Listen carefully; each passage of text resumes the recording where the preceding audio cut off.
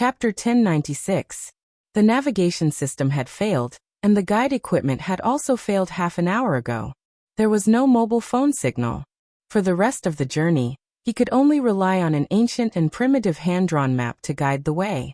There were dense trees and bushes that were enough to block the sun everywhere. Dozens of rare and highly poisonous creatures had been seen in just half a day, and this was the reason why he didn't deliberately look for them.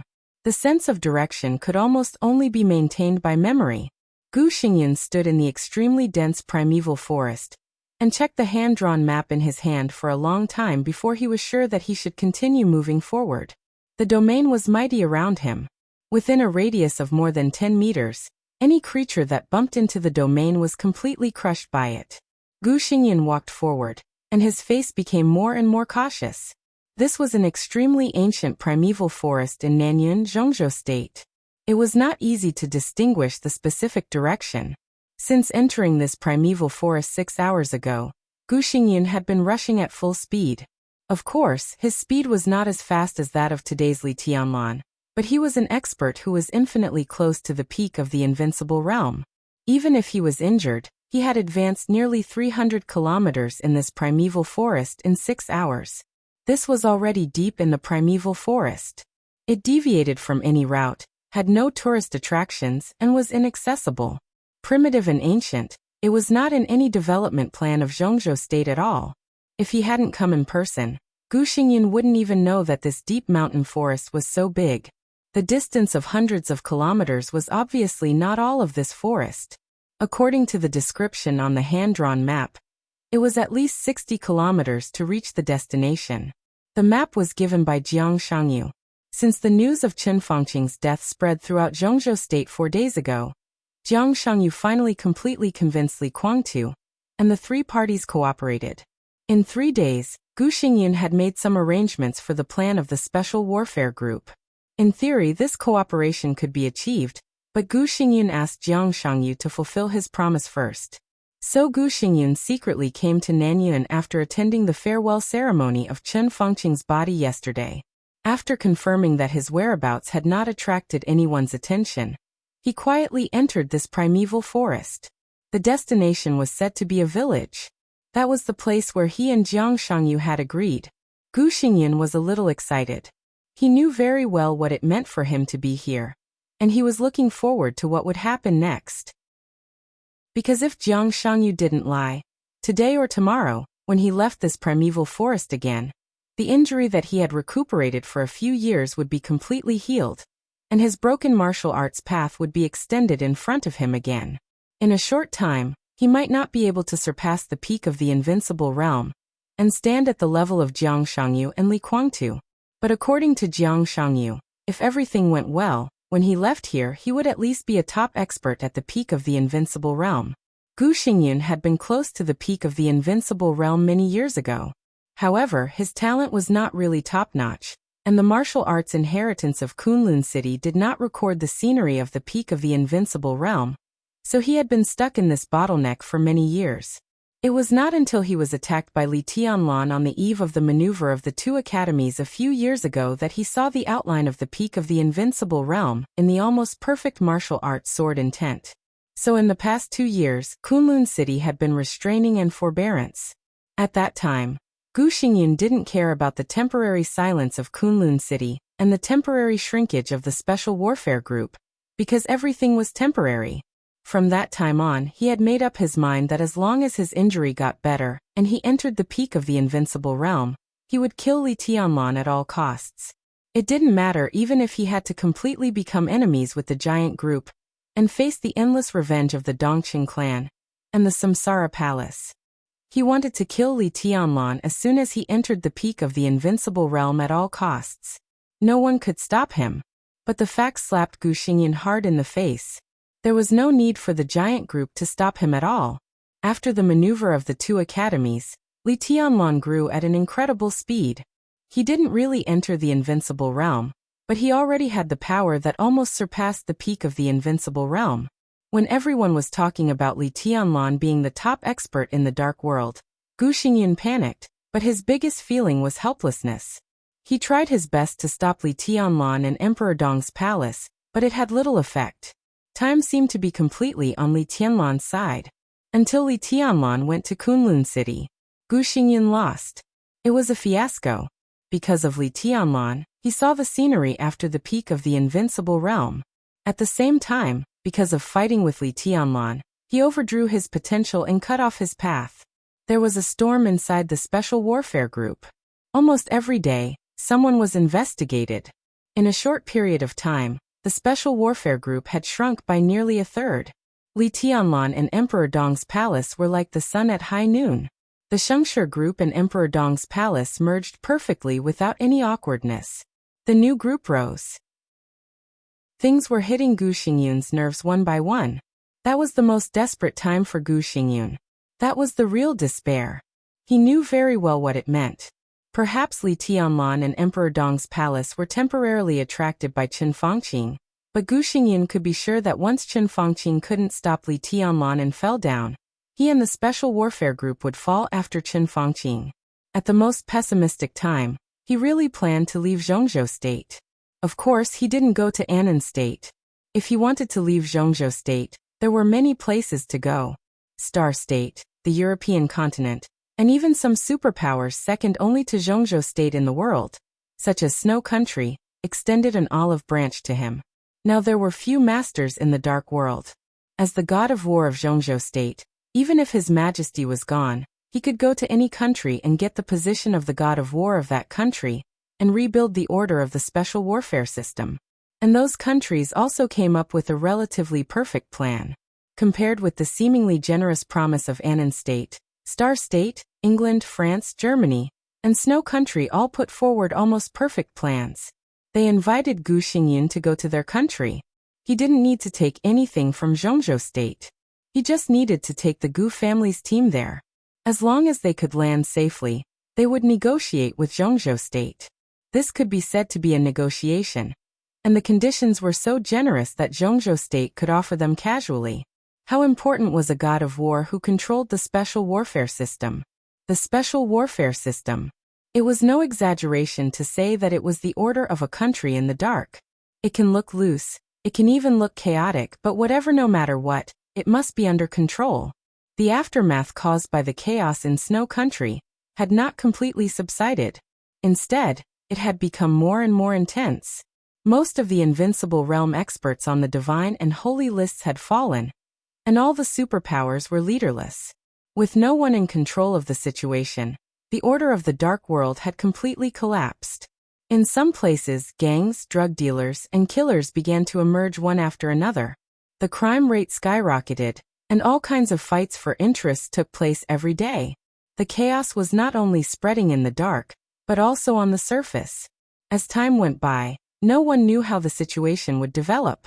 Why could the Purgatory of Heaven capital and the current Emperor Dong's palace enter East Island? The royal family might not really welcome them to take root in East Island, but relatively speaking, they couldn't lose the order in the dark. So even if the person who controlled the order was not their favorite, or even hated, they would accept it if they had no other choice. After the chaos in Snow Country, Gu Xingyun could be said to be one of the top experts in the Dark World. Everyone knew his current situation, so all the invitations to him were full of sincerity. According to Gu Xingyun's speculation, if he joined those powerful countries, this matter might really turn around. As long as those people met the conditions of Zhongzhou State, he and the Gu family had the possibility to continue to exist. But this was only for Zhongzhou State. Gu Xingyun was not afraid of Zhongzhou State. It was Li Tianlan. It had always been Li Tianlan. Run. That was not realistic at all. If he stayed in Zhongzhou State, Li Tianlan might restrain himself. But once he left Zhongzhou State, even if he was temporarily safe, when Li Tianlan entered the Invincible Realm, where could he go? Even if he could run, how could the Gu family run? This was the most important reason why he had never made up his mind. If Jiang Shangyu hadn't taken the initiative to find him, he had even begun to consider the possibility of surrendering to Li Tianlan, giving up the position of the war god of the state, even giving up the leadership of the Special Warfare Group.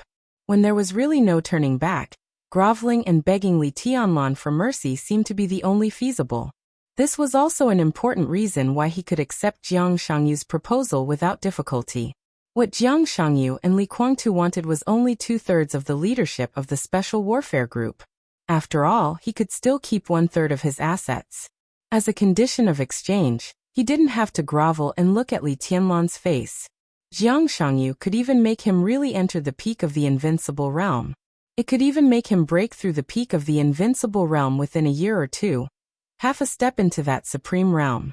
What else did Gu Xingyun hesitate about? He directly agreed to cooperate. There were only some slight doubts in his heart. Jiang Shangyu had the example of going straight from the thunder-shocking realm to the half-step invincible realm overnight. And now he had the strength beyond the peak of the invincible realm. The iron-like fact made Gu Xingyun not have many doubts in his heart. The village deep in the forest was one of Jiang Shangyu's secret bases, and it also hid his biggest secret. And there was also the power that gave Gu Xingyun a new life. Gu Xingyun's heart was beating violently. He kept speeding up in the gradually quiet forest, identified the direction, and rushed directly to the destination. Chapter 1097. The forest was dense and deep. Gu Xingyun's speed changed from slow to fast, and finally from fast to slow. In the extremely dense primeval forest, he finally stopped where he was and looked around with a dignified look. Everything around him seemed to have changed. The world was quiet. The grass and trees were quiet. Gu Xingyun stood under a thick giant tree, frowning and looking around. He didn't speak for a long time. He didn't know why he always felt that there was something wrong around him, but he didn't know what was wrong. A master's will was as firm as iron. The more powerful he was, the more he believed in his intuition. In the spiritual field, this was the subconscious. The uneasy intuition came from the subconscious. In his subjective consciousness, he couldn't find anything wrong, but it didn't mean that everything here was normal. It could only mean that he hadn't found anything abnormal yet. What on earth is wrong? Gu Xingyun focused his attention and looked around silently. The trees stood there quietly. There was no wind in the forest, not even any sound. The extreme silence with absolute weirdness made people feel more and more uneasy. It was as if everything around him had no life. The whole world seemed to be completely dead. Gu Xingyun's muscles gradually tightened. He didn't doubt the sincerity of Jiang Shangyu's cooperation with him. At least until now, he had never suspected that Jiang Shangyu wanted to hurt him.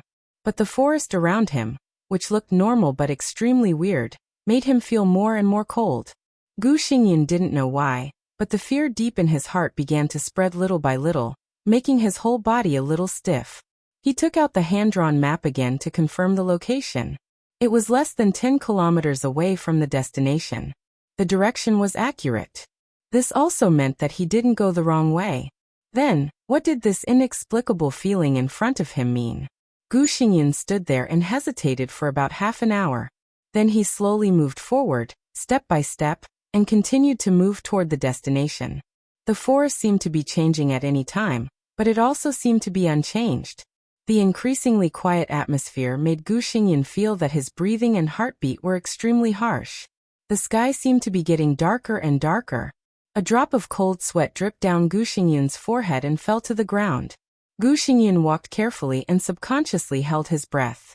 The moment he held his breath, the ear-piercing sound seemed to have disappeared by a large margin. The incessant beating of his heart that was becoming more and more rapid seemed to have instantly turned into a deafening roar of thunder. Gu Xingyun's body froze in place. An unparalleled fear completely engulfed his will in an instant. He finally understood what was wrong. Silence. As they entered the forest, the environment became quieter and quieter. Several kilometers away, in the depths of the primeval forest, Gu Xingyun did not see any birds or beasts, not even a bug. This place was like a real land of death. Apart from himself, there were no other signs of life.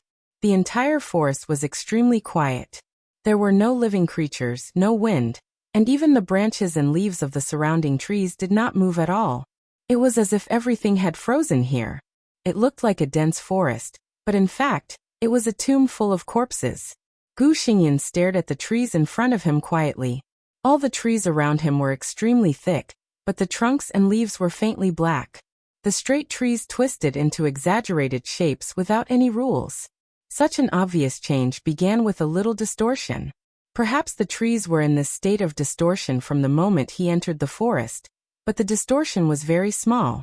After he entered the forest, it began to enlarge little by little, so that now, if he did not pay close attention, Gu Xingyan would even think that this extremely exaggerated and strange distortion was normal. And the sunlight disappeared. Gu Xingyan could be sure that it was daytime. The forest might be dense, but there should be some subtle light here. But those lights had all disappeared at this time.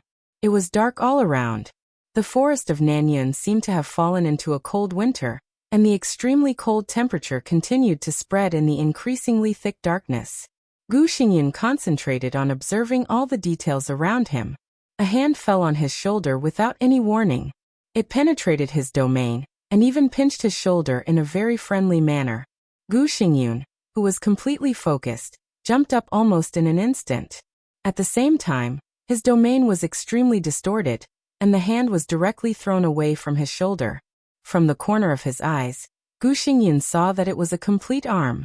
The arm rotated in the air, and the slightly black blood kept dripping from the air. Where did the hand come from? This was a forest. Where did the hand come from? The problem was that there was no one here. Where did the hand come from? Gu Xingyan, who clearly felt that his shoulder was pinched, felt his heart beat wildly. Without any hesitation, he rushed directly to the place where the arm fell. The arm fell in a mass of vigorous grass. Gu Xingyan's figure followed closely. He stared at the grass carefully, as if he wanted to study the arm that did not look like a living person's. However, there was nothing in the bushes. There was no arm, no blood, only a dead branch that seemed to have been broken for a long time. Gu Xingyan looked at the grass in front of him, and was silent for a long time. Was it his vision? Or the arm had been taken away? Who was here? Gu Xingyan suddenly glanced around in a 360-degree manner. In his sight, in the dark forest, there were only extremely twisted trees that looked extremely painful and fallen. Those trees were quietly twisted, like pairs of eyes, with ferocious malice, staring at his every move. Gu Xingyan swallowed, and he began to step back. The feeling of uneasiness seemed to have broken through the limit of his heart. The destination for his breakthrough was not far away, but Gu Xingyan did not dare to go forward anyway. It was too strange here. Jiang Shangyu seemed to be too strange. He was ready to withdraw from the forest and go to the outside world to talk with Jiang Shangyu in detail. His retreat began to speed up, faster and faster. The dark, quiet, and twisted forest kept retreating. Gu Xingyan's domain was fully open, and he flew in the dark forest. But there was no light in front of him. Everything seemed to be getting darker and darker. Gu Xingyan ran wildly for nearly half an hour before he stopped. He was sure that he could see the sun half an hour ago. But now he was retreating, returning to the original place. But in the past half an hour, there was no sun in front of him, and the surroundings became darker and colder. The extreme silence made all his sounds become manic. His breathing was like a hurricane, and his heartbeat was like thunder. In such a quiet environment, Gu Xingyan could even hear the sound of his blood flowing in his body. It was the sound of the raging tide beating on the cliff like a tsunami. His face was pale, and he took out the map with a slight tremble. The flame bloomed in his hand. In the subtle light, he looked at the map in his hand quietly. Perhaps it was a psychological effect, but no matter how he looked at it, he felt that this seemingly ancient hand-drawn map was also revealing a kind of strange feeling. The flame flickered in the darkness. He carefully identified everything around him, and the more he looked, the colder his heart became. He retreated for nearly half an hour. But judging from the extremely complicated marks on the map, instead of being far away from the forest, he was moving deeper. So far, he seemed to be less than a kilometer away from the real destination.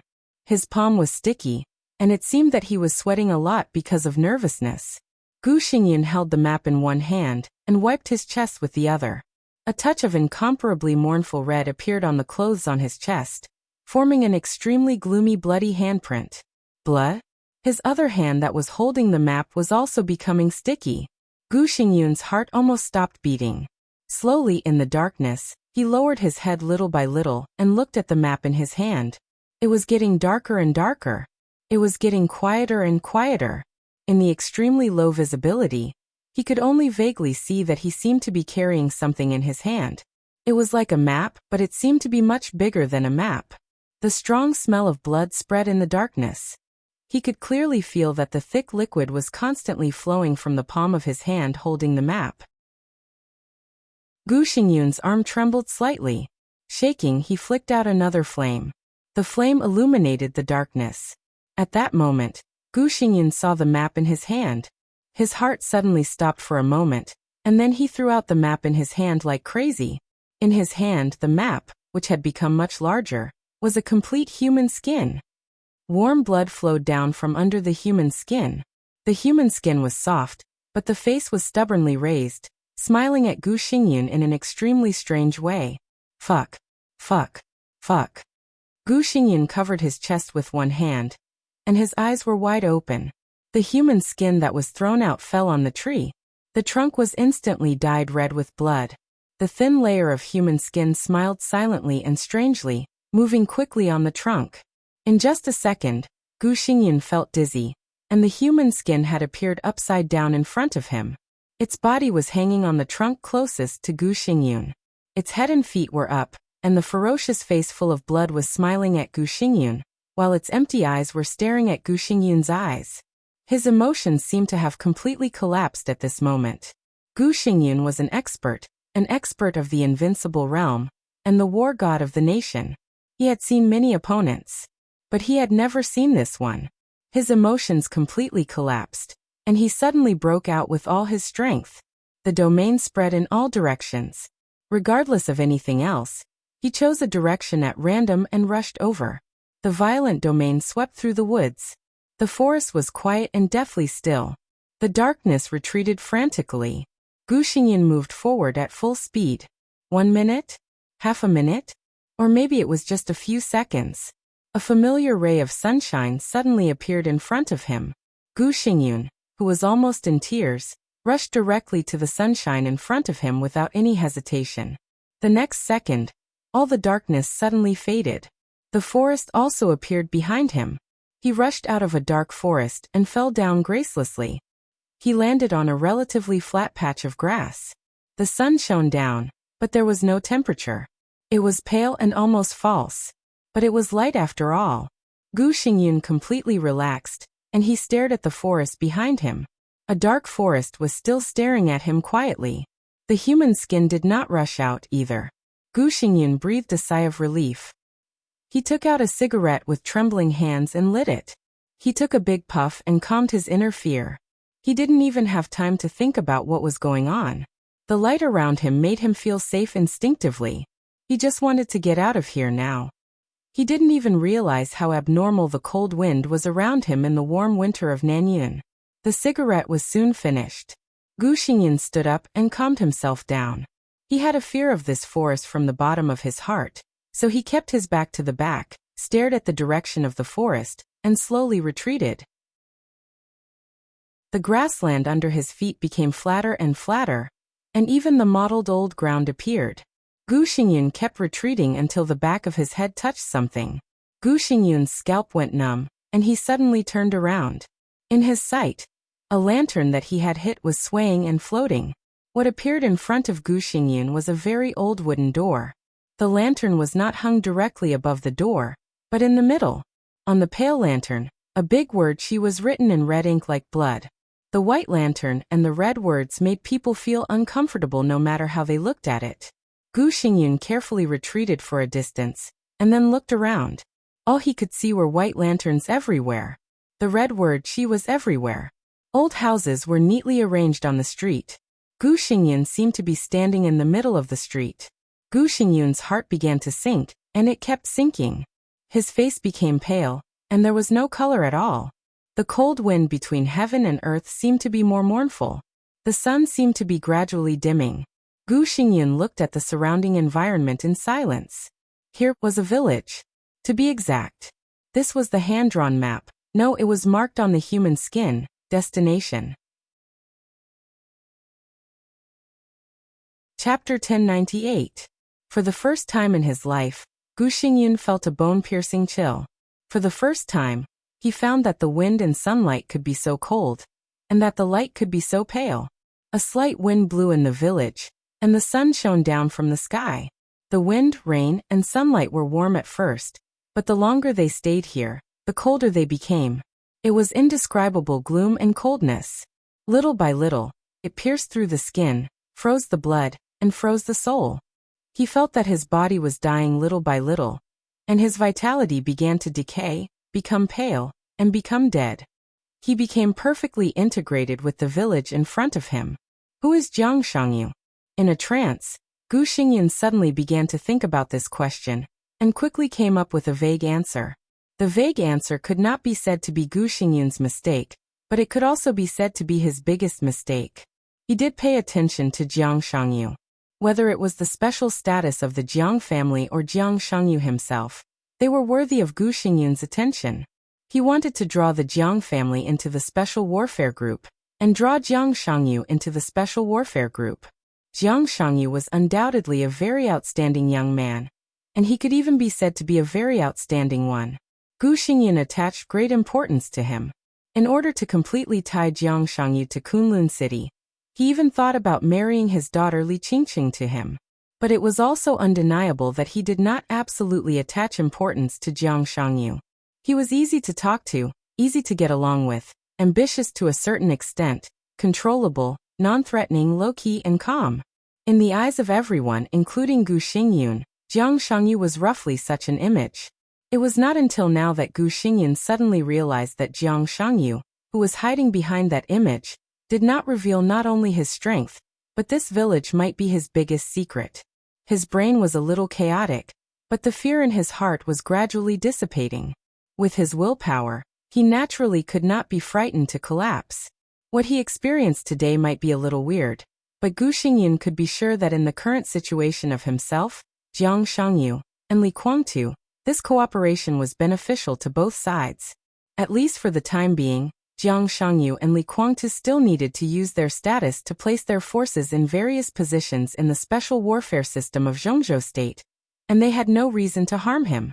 Gu Xingyan calmed down a little, and looked at the small village in front of him. The village seemed to be quite old. The houses looked very old, and the internal layout seemed to be filled with the limitations of the times.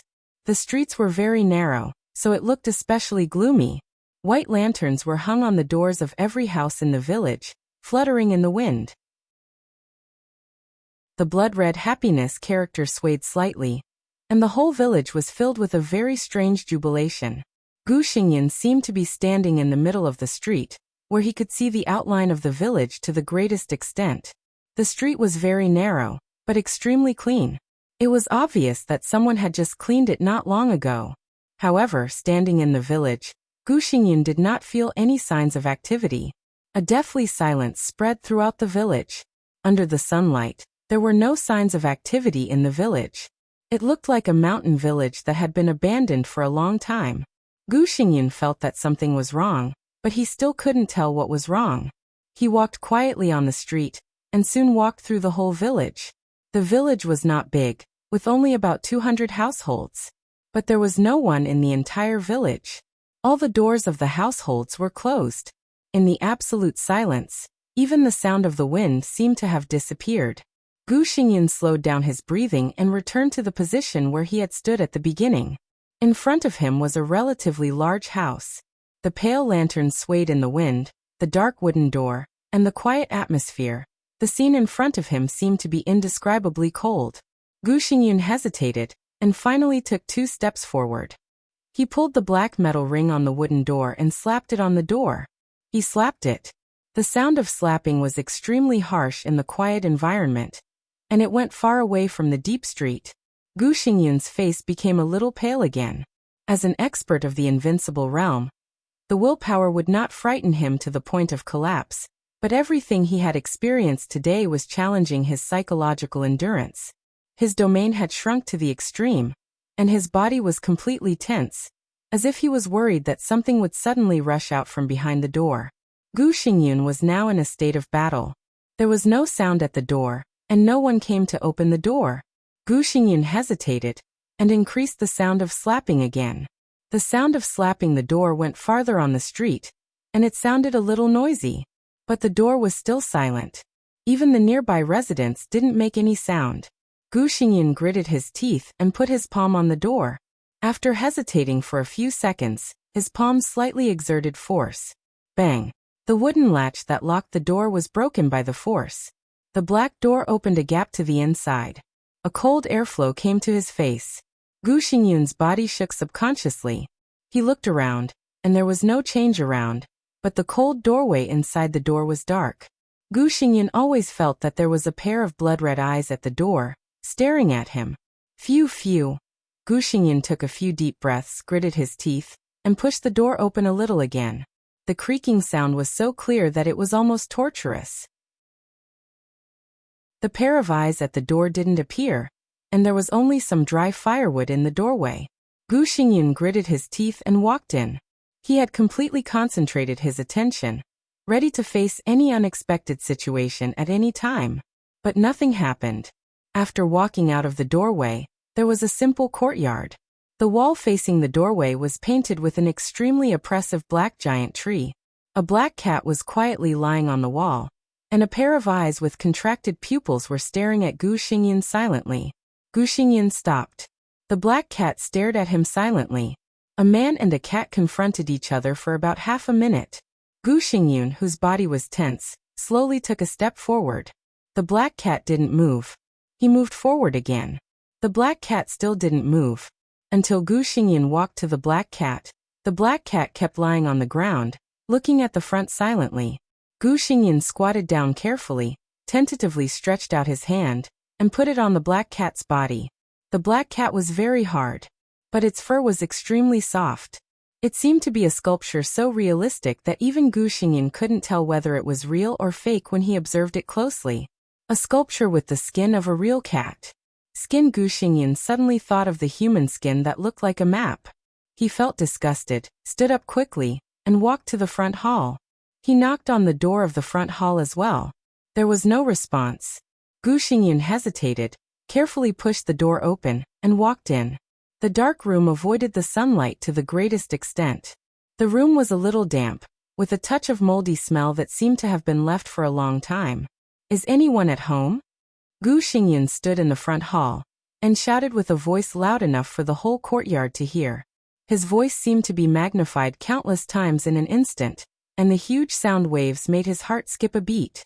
But in the next second his huge sound waves seemed to be swallowed up in an instant, and the loud sound instantly became softer, and then louder again.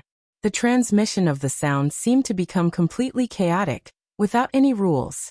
The word ask was like thunder, but the voice of the latter few words was so low that even Gu Xingyun himself didn't hear it clearly.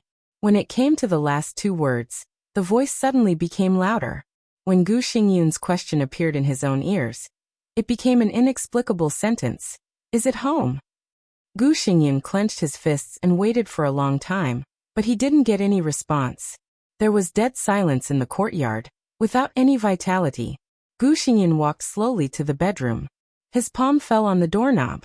Finally he clenched his teeth and pushed the door open. The sound of the door hitting was dull and hoarse. Gu Xingyun stared at the bed in the bedroom. After entering the village he finally saw people for the first time. Two figures were lying quietly on the bed, covered with quilts, and had no reaction to Gu Xingyun's sudden appearance. Gu Xingyun breathed heavily and walked into the bedroom regardless. He finally saw the scene on the bed clearly. There were not two people. There seemed to be a young couple on the bed. Their appearances were very ordinary. Between them, there was a little girl about 6 or 7 years old sleeping. The girl's palm clutched the quilt tightly, and the smile on the corner of her mouth was strangely sweet. The couple was lying on the bed, with their eyes closed. No breathing, no heartbeat. But their posture was too peaceful and leisurely. Gu Xingyun couldn't even be sure whether they were dead bodies or ordinary people who were sleeping soundly. Gu Xingyun walked to the window, slowly stretched out his hand, and carefully put it on the young man's forehead. During the whole process, he was staring at the young man. As long as the young man made any movement, he would react immediately. But the young man didn't move from beginning to end. He just lay there and slept quietly. His palm was on the young man's forehead. with a little warmth. There was body temperature. But there was no heartbeat or breathing. Gu Xingyun's own breathing seemed to start to become difficult. This time, he was finally sure that the family of 3 on the bed, they were all dead people. They were all corpses. And they were corpses that had just died. He thought of the strange silence in the village. Could it be that the whole village, every house, was filled with corpses that had just died? Or, Gu Xingyun was a little confused, and his palm subconsciously exerted force. Crack! There was a slight sound like plastic inside the head of the young man's corpse. For no reason, Gu Xingyun thought of the black cat at the door. Or it was not 3 corpses in front of him, but 3 puppets that could be mistaken for real? Dummies? Gu Xingyun breathed a sigh of relief, but his spirit suddenly tightened in an instant. People, maybe they were fake, but their skins were all real. Gu Xingyun could be sure of this. Placed in front of him were pieces of incomparably complete human skin. No matter what was under the human skin, what was in front of him was human skin. It was genuine human skin. Gu Xingyun gritted his teeth and slowly loosened his palm. Meow. The moment his palm loosened, an extremely shrill cat's cry suddenly rang in Gu Xingyun's ears. A slight weight fell on Gu Xingyun's shoulder. Gu Xingyun, who was completely focused on the front, was shocked and subconsciously looked back. The black cat he saw at the door seemed to have come alive in an instant. It lay on his shoulder and stared into his eyes. Meow. His scalp was numb. A cold chill completely broke all the defenses in Gu Xingyun's heart. Hee hee. A clear laughter suddenly sounded in the bedroom. The quilt on the bed moved slightly. The little girl, who had been lying between the husband and wife without any breath or heartbeat, slowly sat up. She opened her dark eyes without any white, looked at Gu Xingyun quietly, and smiled sweetly.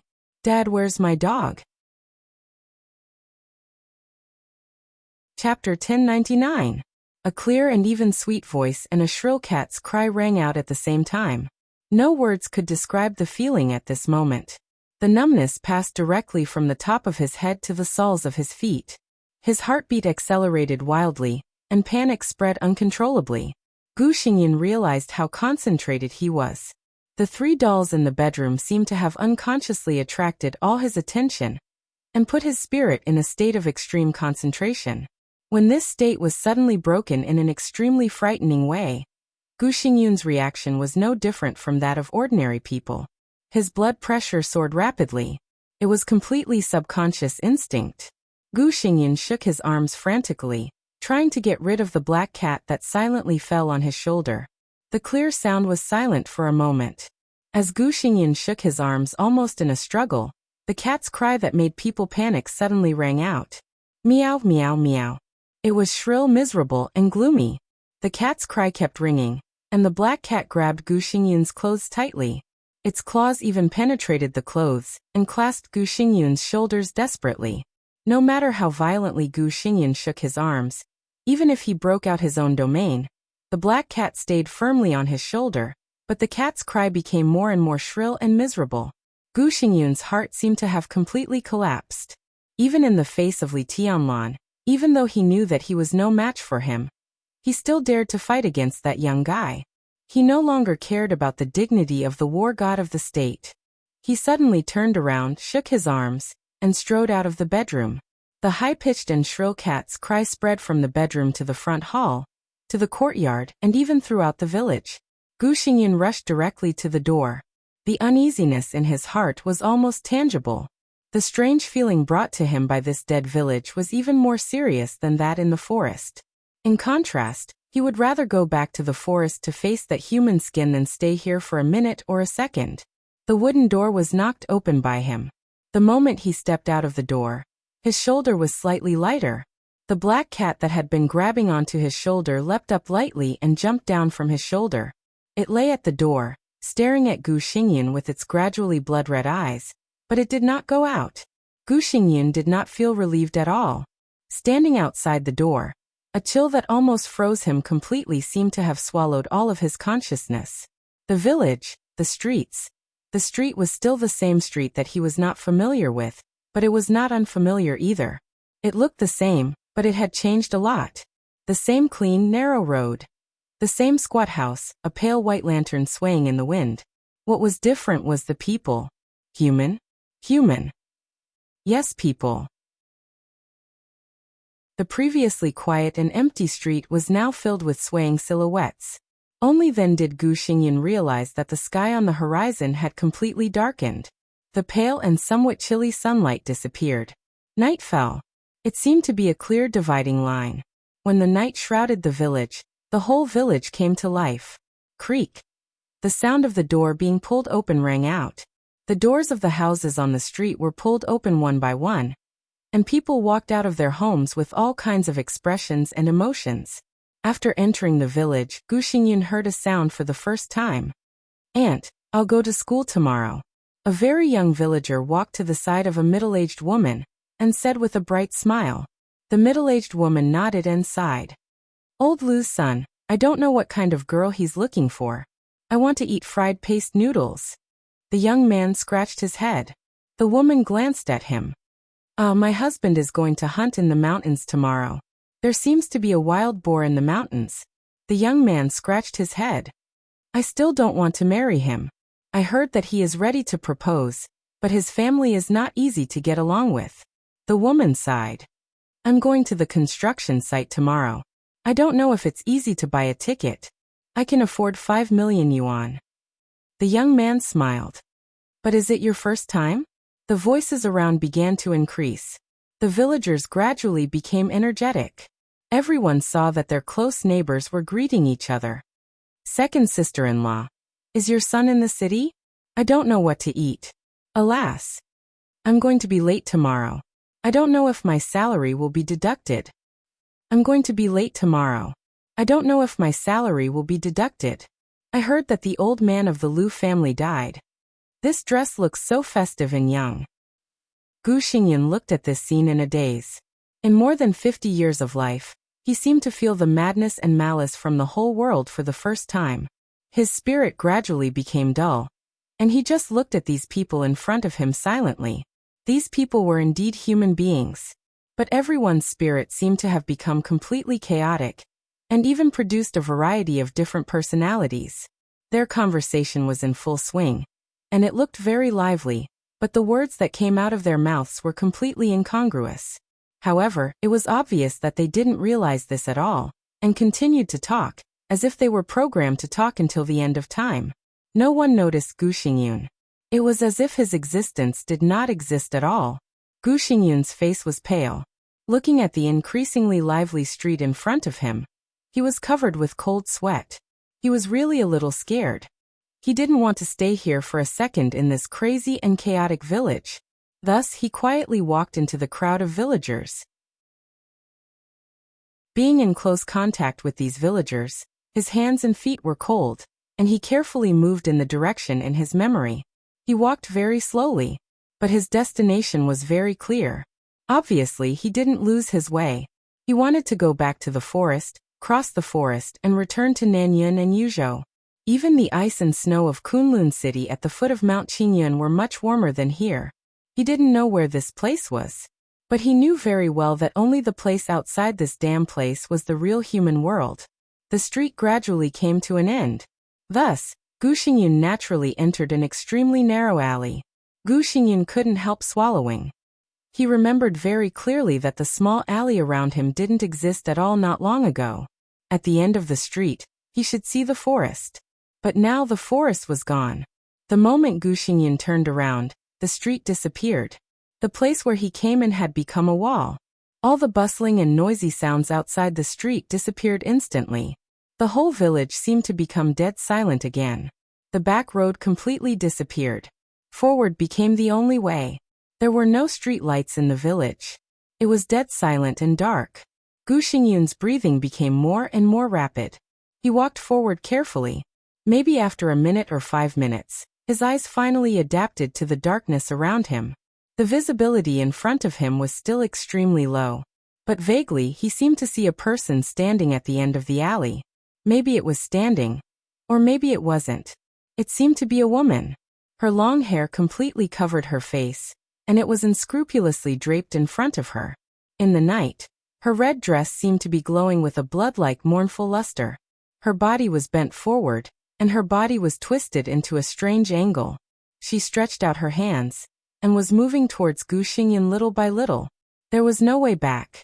In the absolutely dark and quiet alley, Gu Xingyan was walking face to face with the thing at the end of the alley.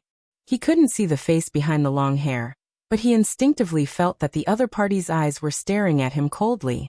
Deep breath, relax. Deep breath, relax. Gu Xingyan kept adjusting his breathing, but his steps were getting slower and slower as if they were filled with lead. It seemed to be aware of his speed. The distorted red figure at the end of the alley suddenly began to accelerate. Its body became more and more distorted, and its long arms rushed directly to Gu Xingyan. Fuck! Gu Xingyan, whose heart was about to collapse, roared directly. The domain that was condensed to the extreme suddenly exploded around him. The turbulent power surged wildly, and his body rushed directly to the red shadow. Fight! He could only fight. This was the only choice. The domain was vast and mighty. Gu Xingyan appeared directly at the position of the red shadow. Beyond was darkness and dead silence. The night was so dense that it seemed eternal. But the red shadow suddenly disappeared. Everything that had just happened seemed to be an illusion. It was as if that figure had never existed. Tick-tick, the ticking sound, which was close at hand, came from behind Gu Xingyan. The sound was light, but it was deafening. The strong smell of blood continued to spread. It was blood. To be exact, it was the sound of blood falling on the ground. Gu Xingyan thought of the red shadow that disappeared. The other party didn't disappear. It behind me. Gu Xingyan suddenly turned around. It was still dark. There was no twisted red shadow. However, the faintly discernible smell of blood in the surroundings continued to spread. Tick, tick. The sound of blood dripping sounded from behind Gu Xingyan again. Gu Xingyan turned around again at a faster speed. Tick, tick. The sound of blood dripping was still behind him. The smell of blood was getting stronger. Gu Xingyan stood where he was. He slowly lowered his head and looked at his feet. The sticky blood had covered the road under his feet, and it was extremely sticky. The sound of dripping became clearer, and drops of blood seemed to fall on Gu Xingyan's body. He was a little dizzy. He was in a trance. Gu Xingyan shook his head hard. He knew that the thing was closely behind him, and it was even about to stick to him. But every time he turned around, the other party seemed to appear behind him. He couldn't see it. As if he could never see it. Gu Xingyan tried to take a step forward. His whole body was soft, and he seemed to be extremely weak. 2 clear footsteps could be heard on the blood-soaked ground. The thing behind him moved almost at the same time as him. Gu Xingyan stopped again. The thing behind him also stopped. It seemed that something had stuck to his back. It was faintly discernible. Gu Xingyan didn't know if it was his illusion.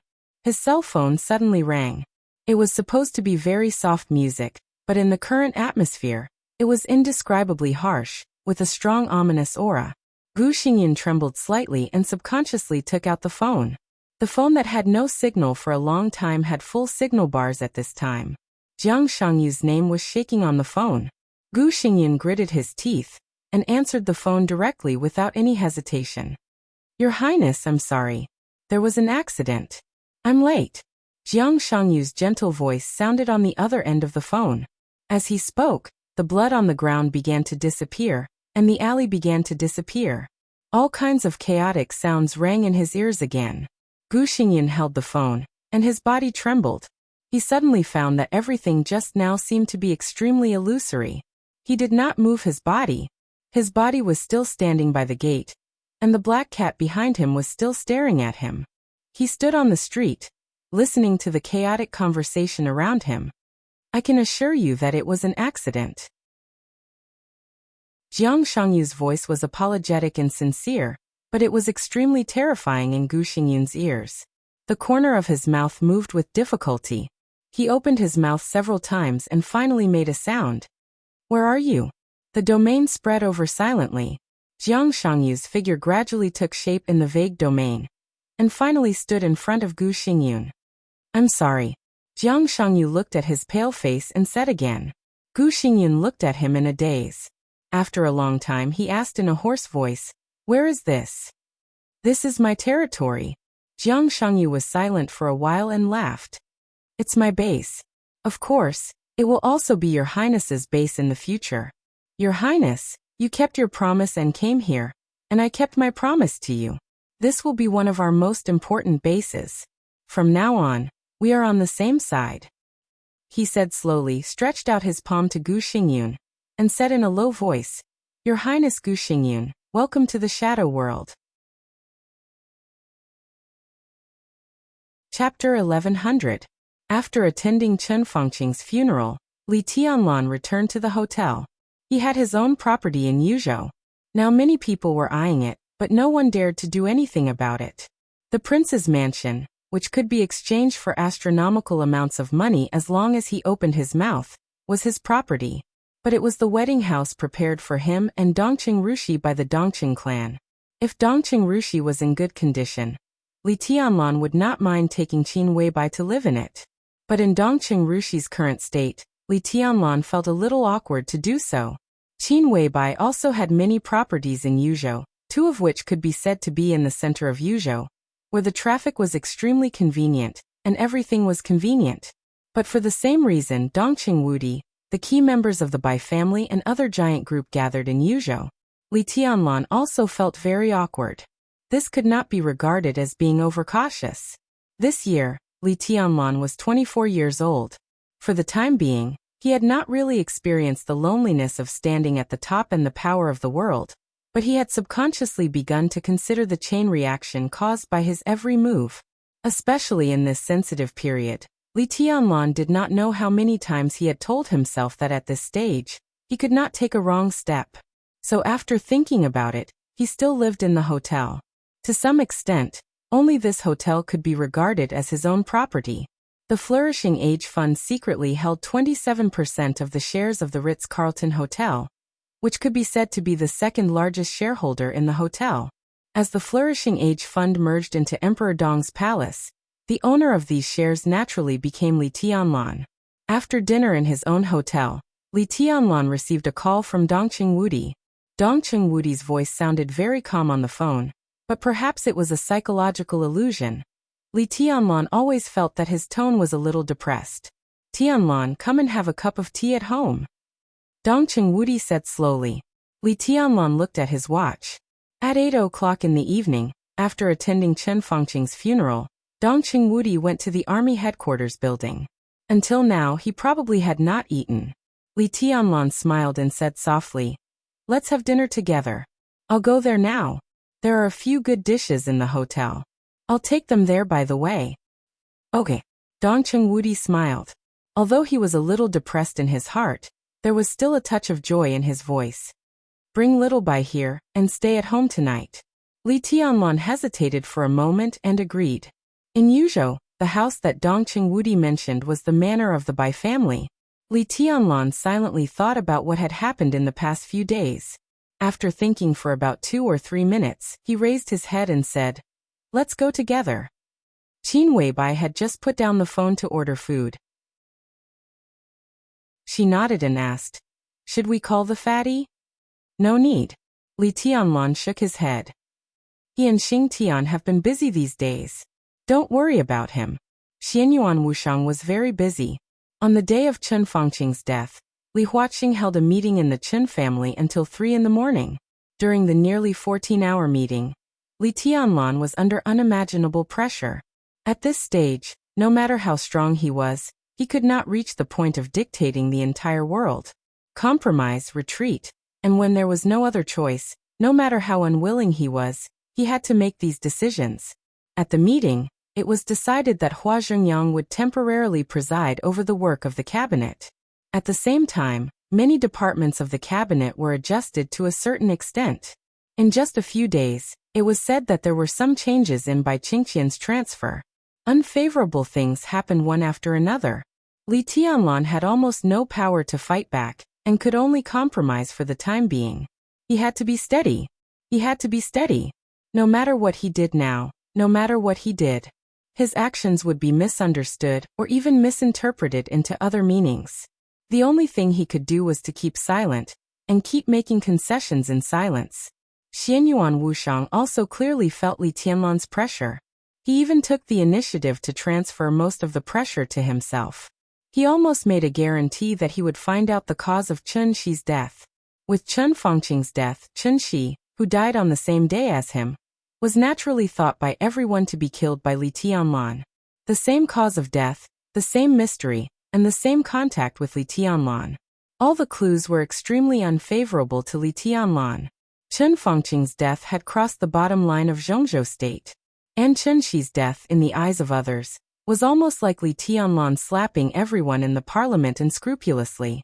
This was also the main reason why he had been under great pressure these days.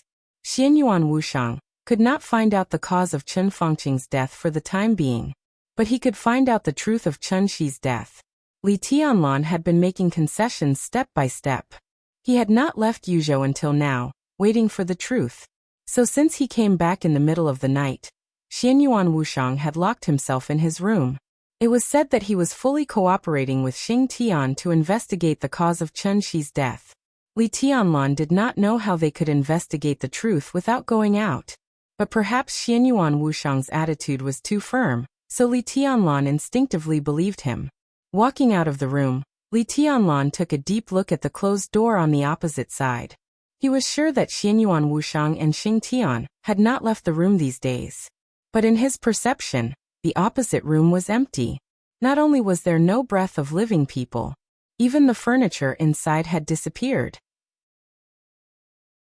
In Li Tianlan's perception, everything in the opposite room had become pure emptiness. He narrowed his eyes and shook his head, saying, "Let's go." Qin Weibai subconsciously took his arm, and also glanced at the opposite side of Xianyuan Wushang. She silently followed Li Tianlan to the elevator. In the room that the two of them did not notice, there was already an extremely dark void around them. Countless stars were twinkling in the void. Subtle lights constantly lit up in the dark space, and then quickly fell silent. They were not the distant stars around them. Instead, they were tiny characters. The characters flickered and appeared, and then went away in an instant. They seemed to fly thousands of kilometers in a very short time, flying into the distance and turning into a faint glimmer, which looked like a starry sky. The words flew further and further away. The furthest one could no longer be seen, but the words that were constantly being created were still moving further away. Hence, there were more and more starlight. They disappeared and appeared in batches, and their positions were constantly changing. In the silent void, it was as if the stars in the sky were constantly arranged and twinkling. In the vast void, there was a huge writing brush flying. With the void as ink, the huge writing brush carved characters one after another in the vast space at an extremely fast speed. In the void stood a giant that could be said to be indomitable. His body, which was originally the size of a normal person and looked somewhat harmless, seemed to be magnified thousands of times here. He stood in the dark void, and at this time his huge body revealed an indescribable majesty. The shimmer was everywhere. Xianyuan Wushang, who had transformed into a giant, held the same huge writing brush tightly and kept writing in the darkness. Rather than saying that he was writing, it was more accurate to say that the writing brush was controlling his palm to write. The original form of the writing brush was Xing Tian. When he opened his power to the greatest extent, he became a writing brush in this void that could almost reach the sky in terms of height. Starting from the smallest things, he began to deeply explore the truth of Chen Shi's death. In this huge deduction, the only thing Xianyuan Wushang needed to do was to provide his own vitality and countless recovery methods that belonged to Saint to help Xing Tian maintain his own state. At this time, the vitality of the two was completely connected. In the case of sharing life, Xianyuan Wushang's existence gave Xing Tian the greatest guarantee, and also made Xing Tian's deduction more and more leisurely. 20 years ago, Chen Song was Lu He's driver. The national emblem of Star State issued a new revised law. One night in England, the rich William died in a car accident. The financial crisis of East Island. Military counselor founded the Flourishing Age Fund. The Duluths Group declared bankruptcy. A mountain village in Zhongzhou State had 35 newborns in a year. Chen Lan's salary increased by more than 30%. Han Jie planned to send his son abroad to study. There was a terrorist attack in France. There were so many of them that they were densely packed.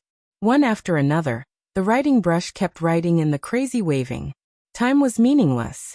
No one knew how long the real time of 3 days passed in the void. But the brush kept on writing and it didn't stop.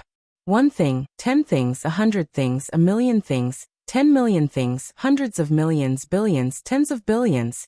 There were countless incidents that seemed to be completely unrelated to each other. But as more and more things were written with the brush, each thing began to gradually connect after going through millions of twists and turns. 2, 3, thousands, and more people who had nothing to do with each other in their lives began to interact with each other that even they themselves didn't know about. For example, if William, the rich businessman in England, hadn't died in a car accident, then Han Jie wouldn't have sent his son abroad to study. These two things seemed to have nothing to do with each other. But they also had a direct relationship. Everyone had their own network around them. People in their own network also had their own network. Everyone on the internet had their own small circle. All kinds of people. When everyone interacted with each other because of one thing, the circles on the internet began to fluctuate to different degrees. Such fluctuations might be subtle. But when tens of billions or even hundreds of billions of things were listed, the subtle fluctuations appeared in the most obvious way in front of Xianyuan Wushang and Xing Tian. From this point of view, why did Chen Shi die? Maybe it was because of Li Tianlan, or maybe it was because of other reasons. This was the time limit. When this limit was no longer meaningful, the original reason could be defined by the writing brush Xing Tian. Why did Chen Shi die? Because 20 years ago, Chen Song was Lu He's driver. There was a reason. Now what Xianyuan Wushang and Xing Tian needed to do was to find that result. This was cause and effect. The writing brush kept shining. Somewhere in the quiet void, Xianyuan Wushang's voice clearly sounded with a long sigh. The writing brush in his hand was still moving. After countless twists and turns of events, the writing brush wrote Chen Shi's name for the first time. Chapter 1101.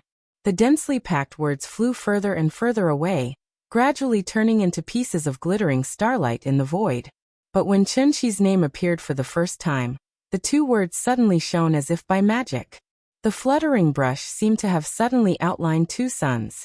The light was incomparably bright, and all the surrounding starlight seemed to have disappeared. Imperceptibly, among the countless events, a large number of karmic connections began to collapse. The brush continued to write, but unlike before, Chen Shi's name was like a central point.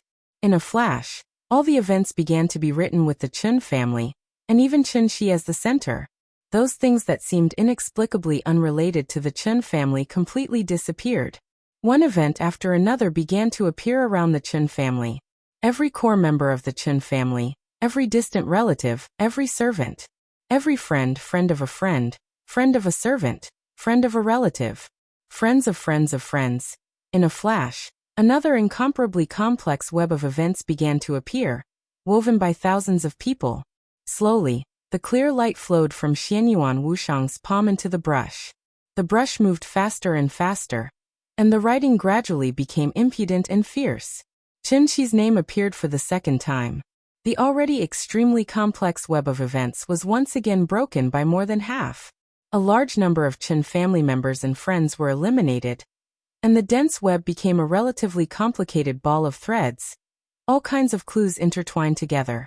The brush continued to write. Chen Shi's name soon appeared for the third time. The light in the void was even brighter. The complicated ball of threads was simplified a lot. At the same time, many suspects were eliminated. Chen Shi's name appeared for the fourth time. It was also at this time that the ball of threads intertwined with all kinds of clues began to become clear. Threads spread in all directions with Chen Shi as the center, connecting one seemingly unimportant event after another. The web of events began to become clear and simple. Chen Shi's name appeared for the fifth time. Most of the original hundreds of threads disappeared in an instant, leaving only 30 or so, connecting less than 20,000 events. The writing continued, but the brush gradually began to tremble. Xianyuan Wushang also trembled, but his face was taut, and he gritted his teeth and persevered. Chen Shi's name appeared for the sixth time. The 30 lines turned into 9. Tens of thousands of incidents became less than 2,000 incidents. The slowly moving brush wrote Chen Shi's name for the 7th time. The 9 lines became 3. The less than 2,000 incidents were reduced to less than 200. The 3 lines represented the 3 people closest to Chen Shi. They were also the 3 most suspicious people. As for the events that were less than 200, it was what the 3 of them had done recently, who they had interacted with, and what the people who had interacted with the 3 of them had interacted with the people they knew. This kind of interaction would continue to develop with the 3 of them as the core. And what would be the final result if the series of events continued to link up? Chen Shi's name didn't light up this time. However, the events on one of the 3 lines continued to develop, and at the end, a question mark appeared. Xing Tian, who was in a state of investigation, could be said to have no self-awareness. Xianyuan Wushang couldn't control the brush to write. All he could do was provide it with his own life force.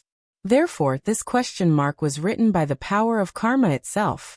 A question mark popped up. What did this mean? Nowadays, there were not many people on Earth that Xing Tian couldn't even write their names and things. There were probably no more than 10 people. Li Tianlan, Qin Weibai, and Xing Tian couldn't write them. Dongqing Rushi and Wang Yuatong couldn't write them. Wang Tianzong and Xing Tian couldn't write them. Li Huaqing and Xing Tian could barely write half of them. Jiang Shangyu and Xing Tian couldn't write them. This list didn't include Xianyuan Wushang and Lin Shi. Decades later, Zhou Yuanshan's name might be added to this list. But now Xing Tian couldn't write them. It had nothing to do with Li Tianlan and Qin Weibai. It had nothing to do with Dongqing Rushi and Wang Yuatong. Wang Tianzong didn't have that ability. If it was Li Huaqing, Xing Tian could write at least one word in his name, and then add a question mark. When all these targets were ruled out, who else could it be? Who else could it be? Jiang Shangyu. This was the answer that Feng Qinggu told Xing Tian, and it was also Xing Tian's own answer. He was not surprised by this answer, and it wasn't even important. The most important thing was that they found the line that connected Jiang Shangyu to him. 2 of the 3 lines disappeared the moment the question mark appeared. All that was left was a dazzling line that appeared in the void. More than half of the related matters were instantly reduced, leaving only a few. Within half a year of becoming Chen Shi's full-time secretary, Mao Song met Lu Dongyue at a ribbon-cutting ceremony. Lu Dongyue introduced his cousin Lin Yin to Mao Song. Lin Yin became Mao Song's lover. Lin Yin's code name in the Phoenix Pavilion was Red Snow, and he was Lu Dongyue's direct subordinate. Lu Dongyue believed that Chen Shi's future was bright, and his full-time secretary was bound to become an important figure in the Prince Group. This was a long-term investment. 20 years ago, when Lu Dongyue's company was facing a major crisis, he received an important investment. The investor was Distance Investment Group. The Jiang family of Beijiang owned 75% of the shares of Distance Investment Group. 10 years ago, Lu Dongyue was secretly absorbed into Phoenix Pavilion and became the leader of Cyan Phoenix Group. He was responsible for the affairs of Nanyuan for Kunlun City, providing an opportunity to infiltrate the Phoenix Pavilion. Mao Song was the 16th chess piece of Phoenix Pavilion in Southern Cloud. Lin Yin was Mao Song's lover. As the master, after the battle in North Sea, in order to cope, a rainbow-colored ray of light suddenly appeared. The brush continued to write. Cope secretly met with Mao Song and got Mao Song's promise. Bloodshirt and Mao Song shared life and appeared at the place where Chen Fengqing's body was stored. Mao Song and Chen Shi were in close contact. Chen Shi's name appeared on the brush again. Everything that had happened had come to light. The brush was still writing. It wrote dozens of things in succession, and then everything was completely over. The void disappeared abruptly. The huge brush and the giant version of Xianyuan Wushang all disappeared. Xing Tian's huge body almost collapsed on the ground. His face was pale, and his body was covered with sweat. Xianyuan Wushang, who looked harmless, was also extremely weak. All the furniture in the room was restored to its original state the moment the void disappeared. Xianyuan Wushang fell on the bed, panting for a long time, and then slowly sat up. Nothing can happen to Mao Song and Lin Yin. He looked at Xing Tian and said slowly. Xing Tian nodded, stretched out his huge hand, tore the space, and condensed a brush. He thought for a moment, and then slowly wrote in the void. In order to avoid suspicion as much as possible, Mao Song's life will not be in danger for the time being. At this stage, his death will cause a lot of changes in the plan, and the situation is very optimistic. In order to avoid complications, Mao Song will be very safe in the near future. His death will happen a year later, when everything calms down and he is forgotten. Kill him and copulate? Given his character, this is completely reasonable. Likewise, in order to stabilize Mao Song, Lin Yin's life will also be protected, and she will also be very safe in the near future. One day in a year, she will die with Mao Song, and there will be a lot of rumors. This is also reasonable.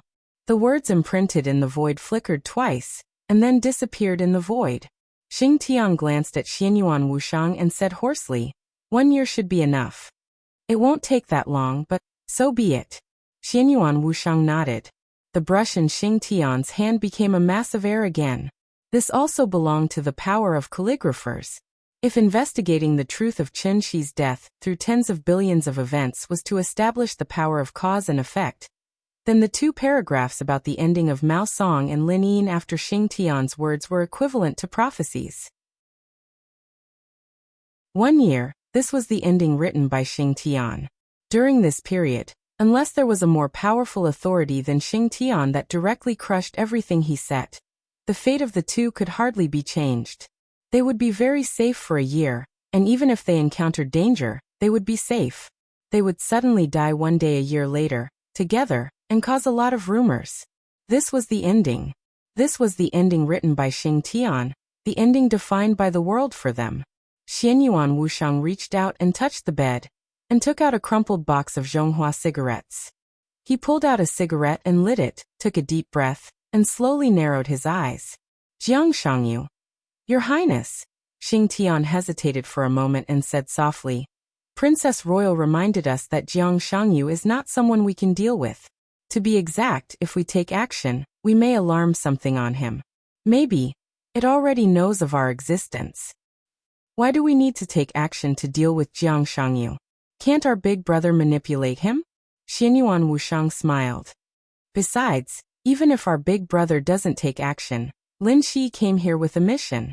He needs to give us an explanation, so he will take action sooner or later. After taking a deep breath, he picked up his cell phone and began to make a call. While waiting for the number to be dialed, Xianyuan Wushang laughed comfortably and happily. Phoenix Pavilion, Guxingyun, Kunlun City, Jiang Shangyu. I'm afraid we have gained a lot this time. Unfortunately, there is only one chance. Maybe after this, Jiang Shangyu will notice our existence, and he may have more scruples in the future. Xing Tian shook his head. Maybe he will have more scruples, but it is more likely that he will pay a higher price to kill your majesty. The combination of the calligrapher and the saint might not be as strong as the saint and the apostle around Lin Shi. But in the current real environment, Xianyuan Wushang and Xing Tian were the most powerful combination under all kinds of restrictions. It was a combination that could make Li Tianlan invincible under all kinds of circumstances. Xianyuan Wushang held the phone, and there was no expression on his chubby face. He said blandly, he has no chance. I can feel the change in my big brother. Maybe it won't be long before he can have the characteristic of level 8 authority. Then who can kill him?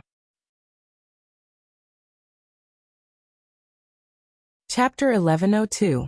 Li Kuangtu quietly looked at the village in front of him. The village surrounded by the virgin forest maintained the most ancient style to the greatest extent. It was undeveloped and deviated from all shipping routes. For many years, it was so inaccessible that the village did not even have its own name. The village was not big. To be exact, there were 201 households and 463 people. In this village, more than 200 families had always lived on the land of Zhongzhou State.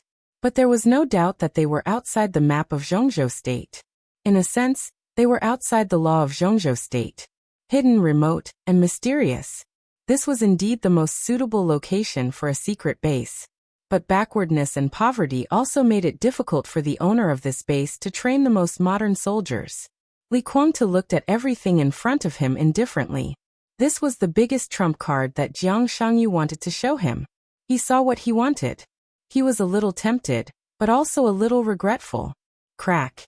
In the distance, in front of an ordinary wooden door, a little girl who looked to be only 8 or 9 years old, wearing a dirty cotton dress, sat on the steps in front of the door.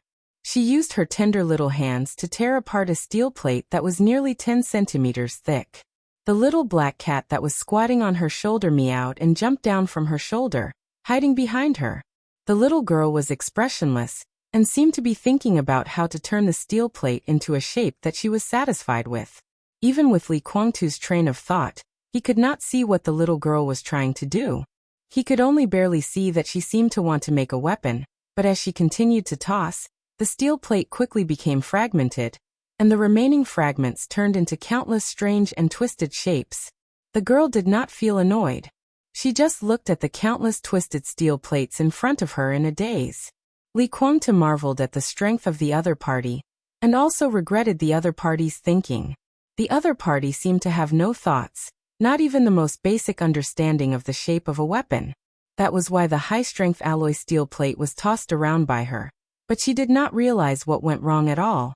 The strength of the other party combined with her age was also incredible in Li Guangtu's eyes. He had personally tested the hardness of the alloy. With his strength, it was a piece of cake for him to tear the alloy. But the little girl could also disassemble the steel plate into strange shapes with her bare hands, which showed that at least in terms of strength, the little girl was no longer at the peak of the fire-flaming realm, or even some thunder-shocking realm experts. What did it mean for an 8 or 9-year-old girl to have such power? Some things could not be explained by the word genius. The little girl's existence was not an exception. Every villager here seemed to have extraordinary physical qualities that exceeded the understanding of normal people. More than 400 people. Li Guangtu carefully observed and finally came to a conclusion that even he himself couldn't believe. Among the more than 400 villagers, men and women, old and young, their strength indexes were almost all at the peak of the thunder-shocking realm on average. Among the more than 400 people, there were many little girls who were less than 10 years old, and there were also old people who were over 70 years old. Their strength would be slightly weaker. As for those young people and strong men and women, the top level of strength among them had even reached the invincible realm. And the strength of the half-step invincible realm was everywhere. What did this mean? The Border Control Corps of Zhongzhou State was known as the strongest and most elite corps in the world. The 20,000 soldiers of the Thunderbolt Battalion in the Border Control Corps were the most elite troops of the Border Control Corps. There were many reasons for the Thunderbolt Battalion's current status. They had the most domineering commander-in-chief, the most rigorous training, the most tenacious fighting will, and the absolute belief in victory. Among so many factors, the strength of the Thunderbolt Battalion was naturally the most important. The average strength of the 20,000 soldiers of the Thunderbolt Battalion was at the ice-condensing realm. They had surpassed the chi-controlling realm of the 4 realms of martial arts. Among the corps of tens of thousands of people, the Thunderbolt Battalion was the only large-scale army in the world whose average strength had reached the ice-condensing realm. Therefore, they could defeat any enemy on any battlefield. They were invincible and invincible.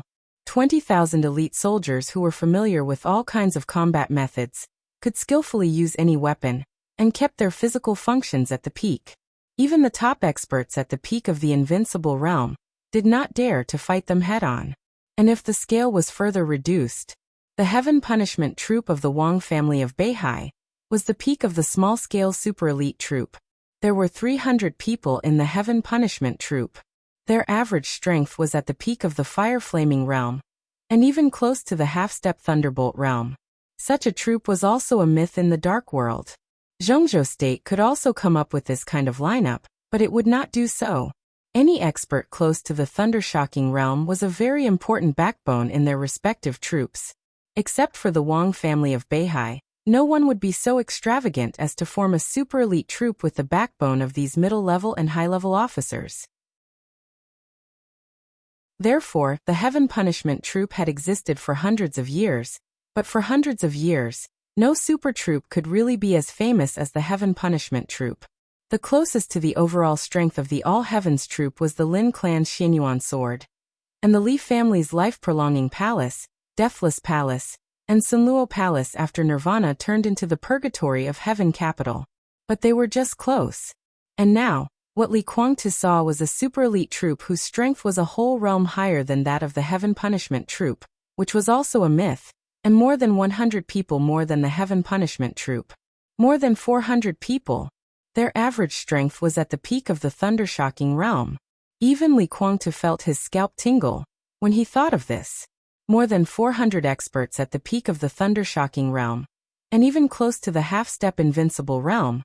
If they had enough experience, tacit cooperation, perfect performance, and formed a perfect enough formation, Li Kuang-tu didn't know who could withstand their full outbreak.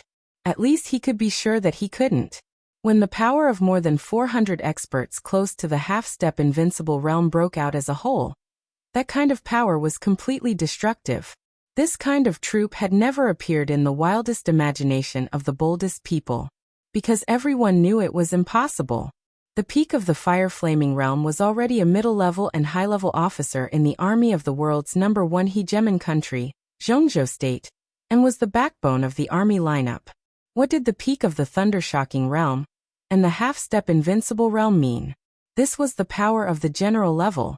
The experts who could go to the peak of the thunder-shocking realm would not be unknown in Zhongzhou State.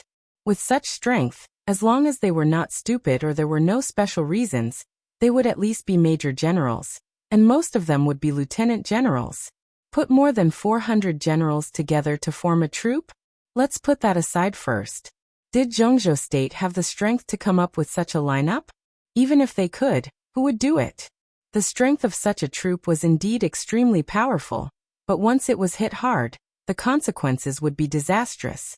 So the idea of forming a dream troop with the average strength of the peak of the thunder-shocking realm had never even appeared, and no one thought about it. But now, in this backward and remote village with almost no modern facilities, Li Kuang-tu saw such a troop with the strength close to the half-step invincible realm. Apart from the surprise, Li Kuang-tu's mind was completely filled with a feeling of disbelief. Of course, the so-called average strength here referred to the average strength. The average strength of the villagers did reach the level close to the half-step invincible realm. But in fact, Li Kuang-tu could also see that they had almost no fighting consciousness, no fighting intuition, and no contact with martial arts. In this case, their physical functions and strength were strong enough, but if they were all pulled out to fight against the opponent, not to mention the 20,000 Thunderbolt Battalion, even the 300 Heaven Punishment Troop could kill these villagers several times in minutes. But Li Kuang-tu was not disappointed at all. Fighting consciousness, fighting experience, and the level of martial arts, these things could be filled in without much effort. As for the most difficult level to reach, these villagers had all reached the standard. This also meant that the more than 400 villagers in front of him were like more than 400 pieces of white paper, whose strength had reached the peak of the thunder-shocking realm. And they could draw at will into all kinds of shapes. A piece of white paper was good for drawing. Li Kuang-tu took a deep breath. As his figure flashed, his body appeared beside Jiang Shangyu.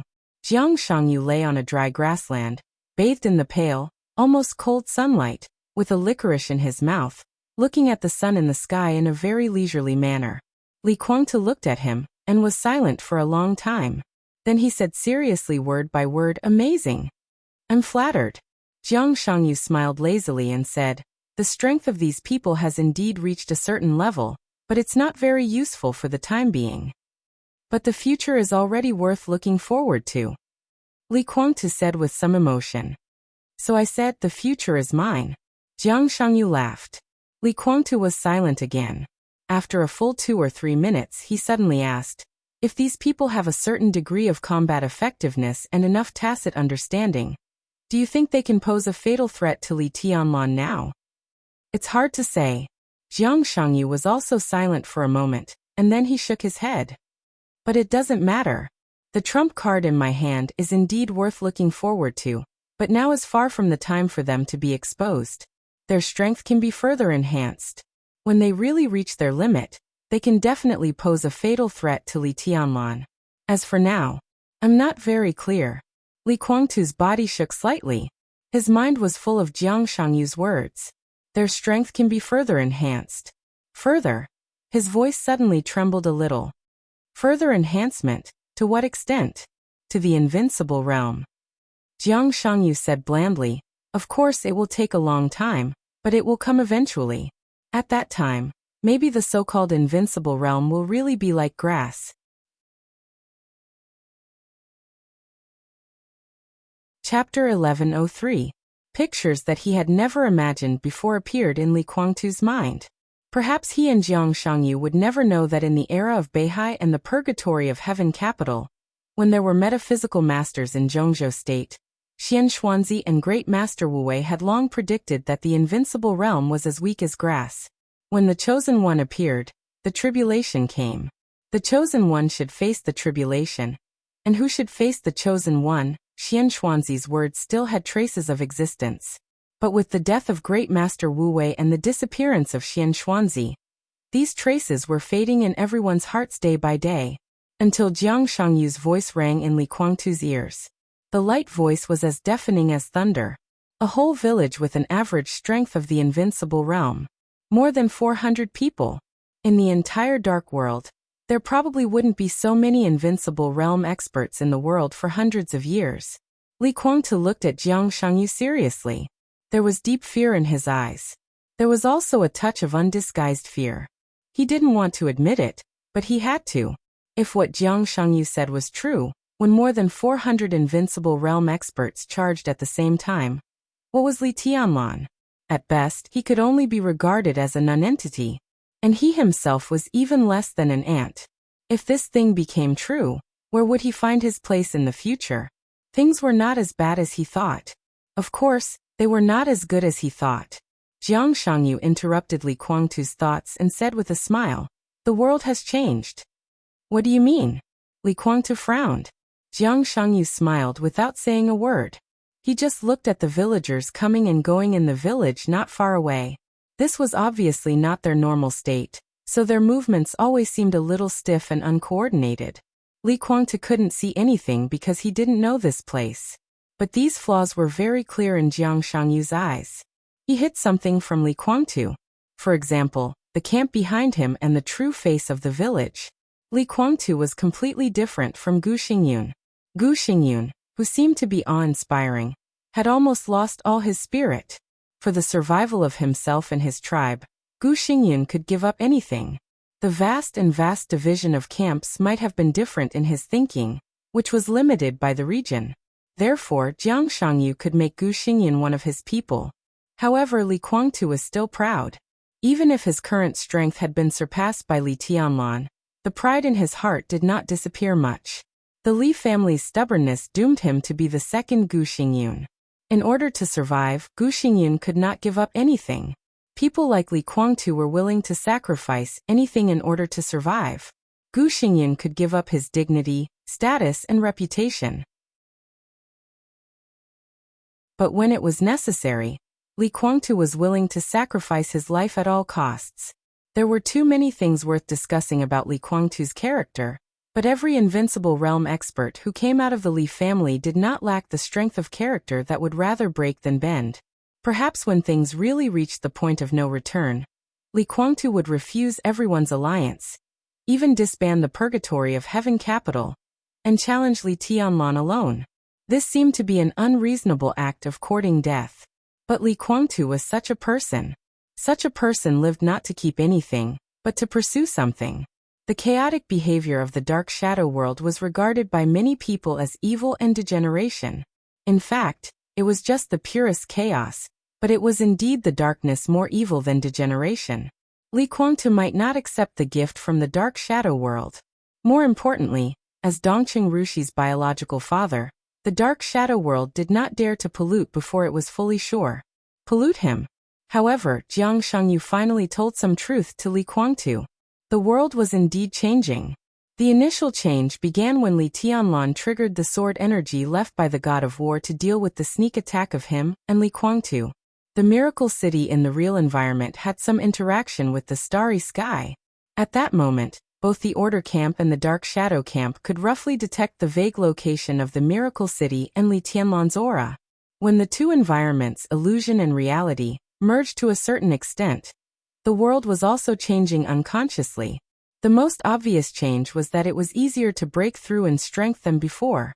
More than 400 people in the village could reach the strength of the invincible realm.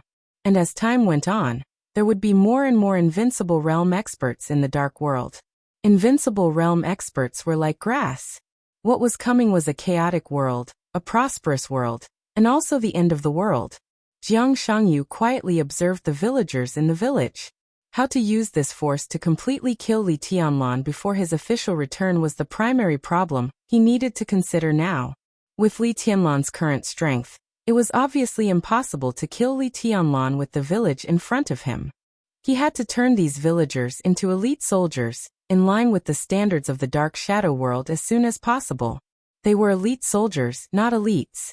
The most basic condition for the so-called elite soldiers was to be able to survive in the void environment and have a certain degree of destructive power on the battlefield, where the victory in the starry sky was the prerequisite.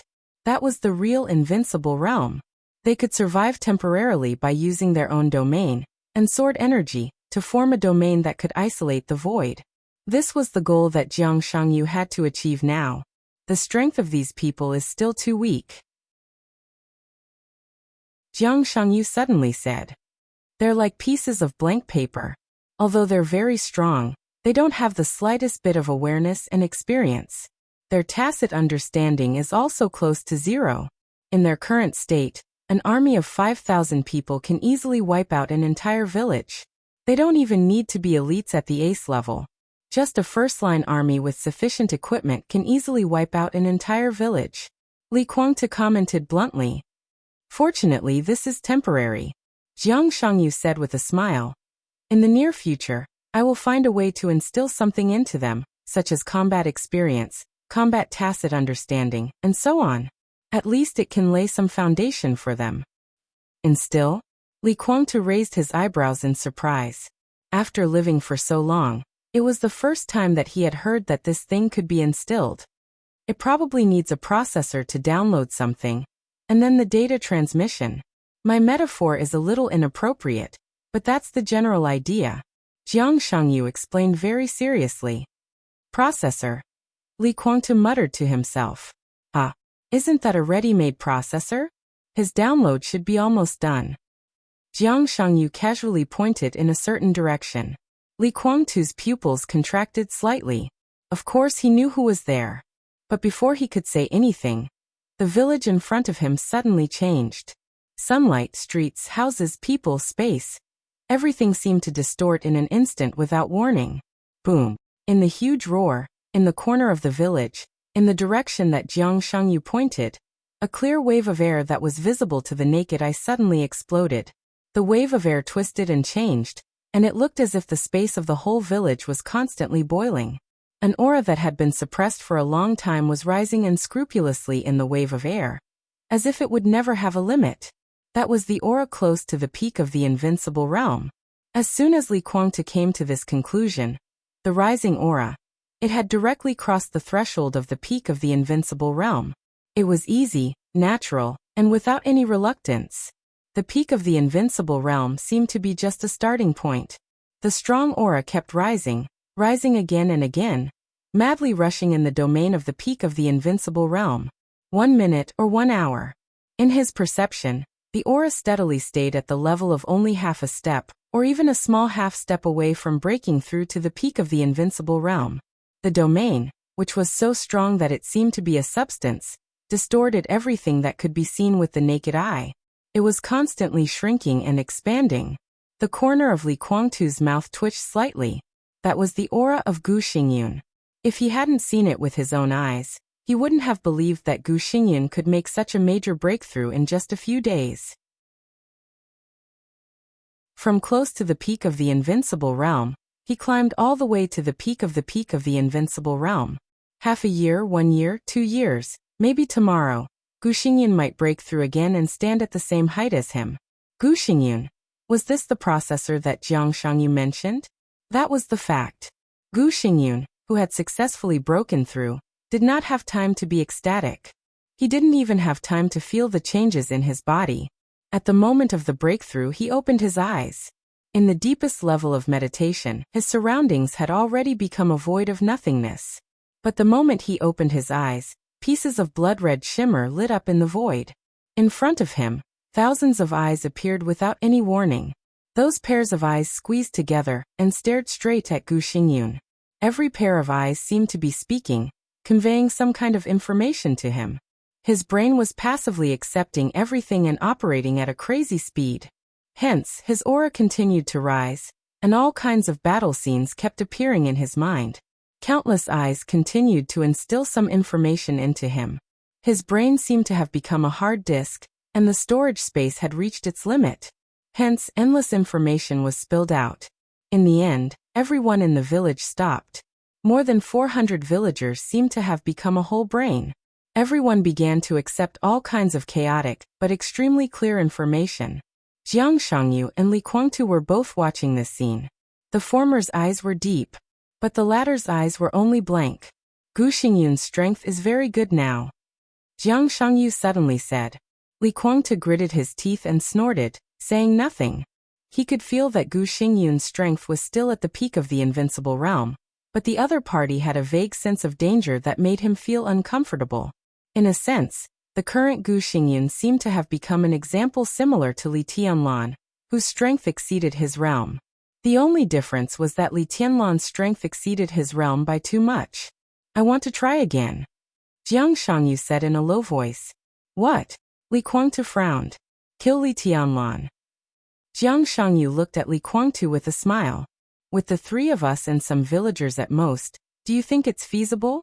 Before Li Guangtu could speak, Jiang Shangyu continued. I've already given out the bait to test him. What kind of bait? What do you want to test? Li Guangtu asked with a frown. Two very suspicious people have appeared around Li Tianlan recently. I want to test their origins. Do you think it's easy?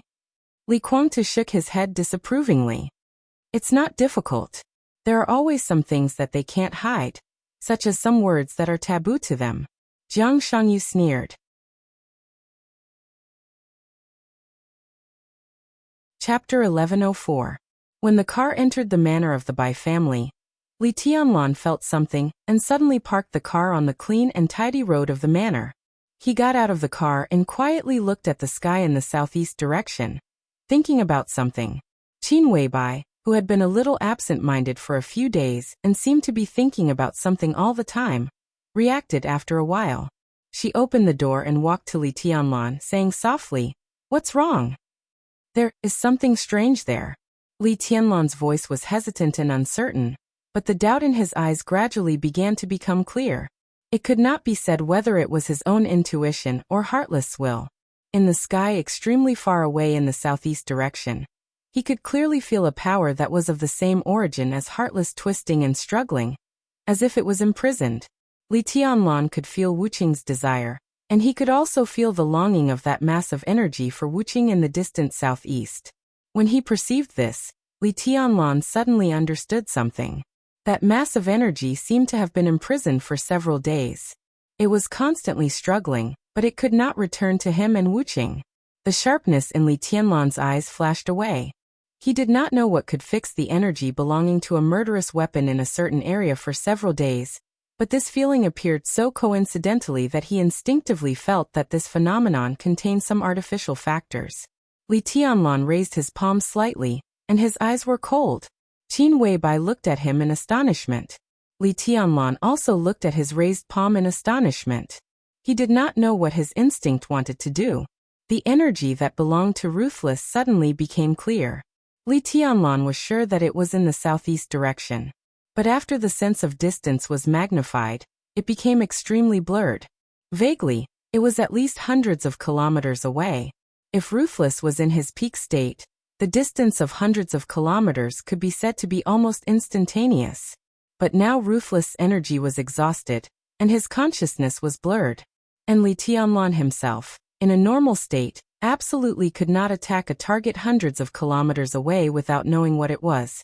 But at that moment, Li Tianlan's instinct told him that he could do it. He did not know why, but he felt that he could do it. The moment he raised his palm, it was as if he was holding a key. It was as if there was a door in front of him. As long as he used the key to open the door, his attack could be instantly transmitted hundreds of kilometers away. It could even be transmitted to any place in the world. The feeling was so clear that Li Tianlan was a little stunned. This slight astonishment caused his rationality to start thinking at the same time. And so the instinct disappeared. The key had also disappeared. In his perception, the energy that belonged to Heartless also became blurry. Li Tianlan narrowed his eyes, which were shining. The breakthrough into the invincible realm this time brought him more confusion than the power it brought him. That feeling of being able to accomplish something in a certain way appeared from time to time, turning into rays of dazzling light. They were like shooting stars in his mind, fleeting and uncontrollable. Li Tianlan roughly knew what he could do, but he had no idea how to do it. There seemed to be a thicker and thicker obstacle in front of him, causing him to have more and more doubts. Li Tianlan slowly lowered his palm with no expression on his face. Heartless, who was draped over his body, suddenly began to fly. Almost at the same time, the energy that belonged to Heartless in his perception became clear again. Something that imprisoned Heartless seemed to be aware of Li Tianlan's and Heartless' attention, and that feeling disappeared almost instantly. The next second, the transparent energy streaked across the sky at an unimaginable absolute speed, like a shooting star, heading straight for Yuzhou. Li Tianlan's gaze at the sky only slightly condensed for a moment. A colorful stream of light had already appeared at the end of his line of sight. Excitement, satisfaction, expectation, and a clear will made the energy not hide its whereabouts at all. A rainbow tens of thousands of meters long appeared over Yuzhou. The rainbow continued to spread, and the seemingly small but actually infinite energy hit the black windbreaker on Li Tianlan in the blink of an eye. The windbreaker, which was constantly flying, seemed to be completely quiet for a moment. Li Tianlan stood where he was for a long time without moving. At this moment, he seemed to be temporarily isolated from the world and fell into an almost eternal meditation. At the same time, over the Bohai Strait of Zhongzhou State, Lin Shi and Wang Shengxiao were shrouded in the virtual light curtain made by the apostle. Looking at the direction where Heartless energy disappeared, they were silent. The apostle was undoubtedly a little excited. He wanted to say something several times but stopped himself. Finally, he couldn't help but say, "Your Highness, don't think too much." Lin Shi shook his head. "It's meaningless. With Her Highness's ability, even if it's just a wisp of consciousness, it's not something we can resist now. She said she would watch us, so we can't do what she doesn't want us to do." The double pupils in his eyes were constantly condensing and dispersing.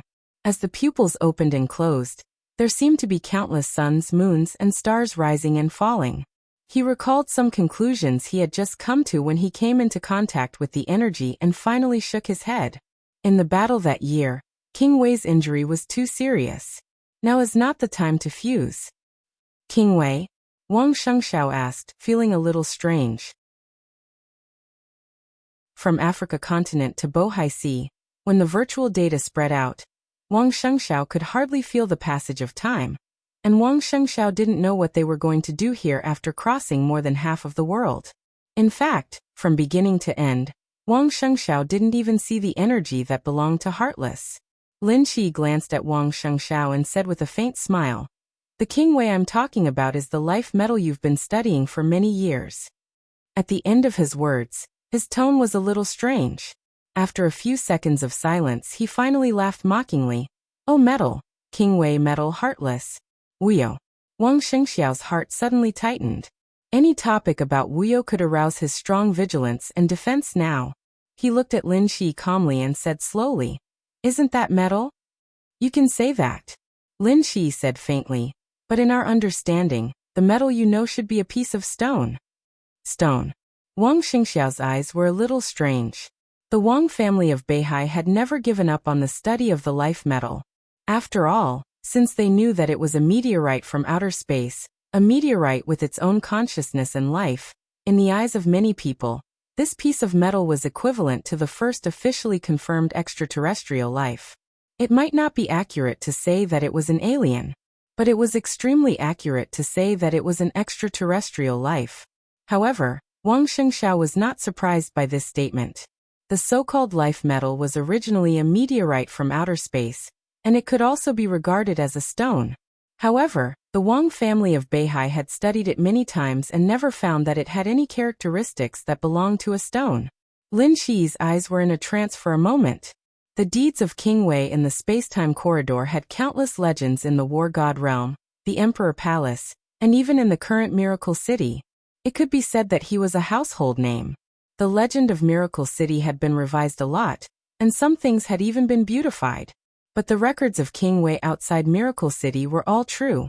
In Lin Shi's understanding of King Wei, his life was roughly divided into 3 stages. As the first alien lord of the human clan, King Wei's most glorious period was naturally the period when he fought side by side with the First Majesty. At the very beginning, King Wei was his weapon. That history was too ancient. Even the corridor of time and space had lost a lot of information in the many terminations and reincarnations. Even the Emperor of the corridor of time and space had forgotten most of it. All that was left were bits and pieces about King Wei. In this first most glorious period that belonged to King Wei, there was the clearest record about him that no one could forget. In King Wei, the authority that belonged to the human clan was born.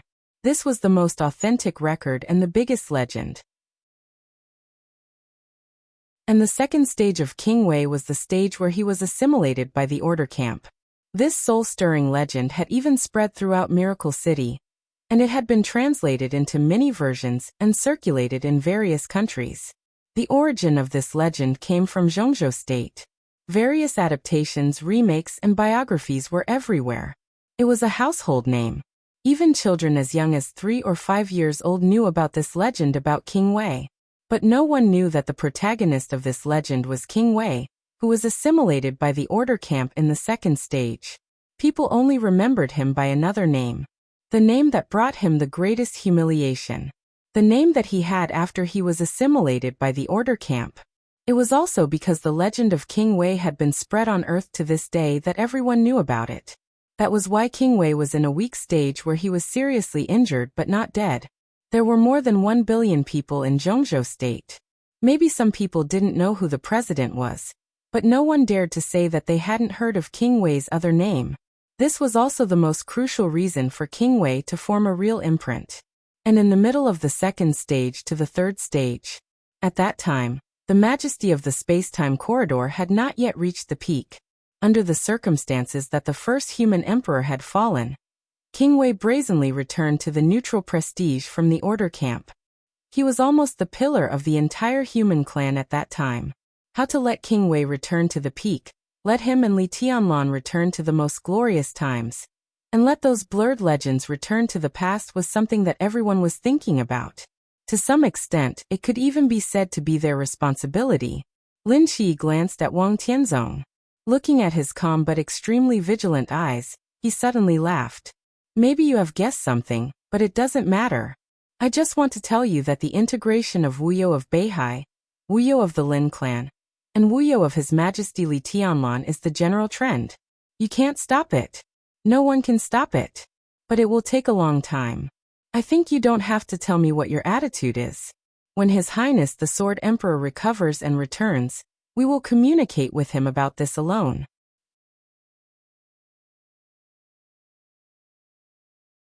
Chapter 1105. The call was not connected. After a long wait, the other end of the phone indicated that the other party was not in the service area. It was absolutely rare to encounter the other party not in the service area in the capital of Zhongzhou State. Xianyuan Wushang was a little surprised and dialed Li Tianlan's cell phone again. It was still the other party not in the service area. The other side of the room was empty in his perception. Li Tianlan and Qin Weibai were not there. The young couple would not run to the deserted countryside at this time. Xianyuan Wushang thought about it and put down the phone. Xing Tian was still thinking about something. The writing brush appeared in his hand again. Thinking about all the possible variables, Xing Tian raised the brush again and wrote in the air. Considering Mao Song's position, his recent activities will not leave the mansion of the Chen family, and it is impossible for him to hide. But in view of his psychological quality and Chen Shi's years of training, Chen Shi's death will undoubtedly torture his spirit. He will feel guilty, uneasy, and regret. He will also have a distorted sense of expectation for the future. If his mental state is extremely unstable, Then in the next very short time, he will inevitably reveal some flaws, and then some clues will be found. Mao Song's situation will soon be noticed, and he will be. The tip of the brush paused. Instead of writing a specific name, Xing Tian wrote, he will be controlled by the people of Emperor Dong's palace. Suffering from mental torture, he will not be able to bear too much pressure, and will confess what he did as soon as possible. The parliament will believe Mao Song's testimony because there is no flaw in the logic, and this is the truth. There is an undeniable fact. There is no love between Lin Yin and Qin Weibai. For Qin Weibai, there is only fear. Lin Yin only had fear, but after countless careful schemes, as a relatively weak woman, the possibility of Lin Yin falling in love with Mao Song was very high. Out of longing, uneasiness, and other psychological reasons, after Chen Xi's death, Lin Yin, who roughly understands the situation and considers herself an outsider, will appear in Yuzhou and appear beside Mao Song. The tip of the brush paused and continued. The absolute strength of Emperor Dong's palace will destroy Lin Yin, right? Her fear, desperate situation, and Mao Song's situation will make her return to the psychological state of a normal woman, plus some special reasons. Phoenix Pavilion, Gu Xingyun, Qin Weibai will appear in front of the parliament. The parliament will. Gotcha. The incorporeal brush let out a crisp cracking sound, and faintly discernible cracks began to appear. Xing Tian's face changed slightly. Once again, he condensed a writing brush in the air, erased the word definitely, and continued to write. The parliament will probably be attracted by Mao Song and Lin Yin, and then turn its attention to Kunlun City and Huang. This will cause some unknown change in the council's mentality. The brush stopped. Then it disappeared completely. Xianyuan Wushang, who was watching with great interest, paused and then asked, "What changes?" "Unknown changes," Xing Tian said after a moment of silence. Xianyuan Wushang tilted his head and looked expressionlessly at Xing Tian. "That's it? You've been writing for half a day, and what's the ending? Are you a eunuch?" "I can't write it." Xing Tian's tone was calm. Xianyuan Wushang was silent for a moment, then nodded. "Not bad. In the real environment of Miracle City, it involved Li Tianlan, Jiang Shangyu, and the parliament of Zhongzhou State. It was normal that Xing Tian couldn't write it. In fact, everything he did today was vaguely beyond his authority. After learning about Phoenix Pavilion and Jiang Shangyu, the mentality of the parliament would definitely change. However, such a change because it hadn't happened yet, so they had no way to know. But thinking about it carefully, such a change should not be a bad thing after all. Now that the framework of the matter had been written by Xing Tian, it was only to see how things would develop in the end. No matter how it developed next, it would be much better than before. It's getting more and more lively. Xianyuan Wushang sighed softly. I've seen similar situations in the early days of the space-time corridor. Now no one has the mood to do so. When there is no external threat that cannot be resisted, the so-called struggle, no matter how cruel, seems very childish. Xing Tian was silent and did not speak. Xianyuan Wushang stretched himself and stood up. He glanced at Xing Tian. "What do you want to eat?" "Anything is fine." Xing Tian's voice was simple and honest. In Xianyuan Wushang's sight, Xing Tian's huge and thick legs had almost turned into nothingness.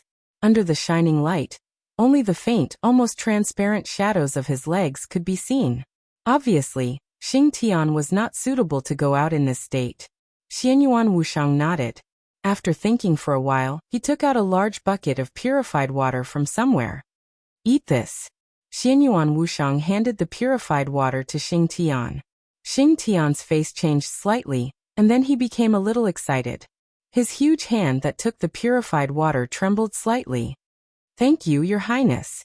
Xianyuan Wushang waved his hand and turned to leave the room. The cafeteria of the Ritz-Carlton Hotel was crowded in the evening. Xianyuan Wushang picked some food in the cafeteria and found a corner to eat slowly. This prince of the space-time corridor wasn't harmless at all when he ate. Especially when he was alone, his entire person looked exceptionally serious. "Can I sit here?" A gentle voice with a hint of a smile suddenly rang out. The man, who looked to be in his 40s or 50s, smiled at Xianyuan Wushang.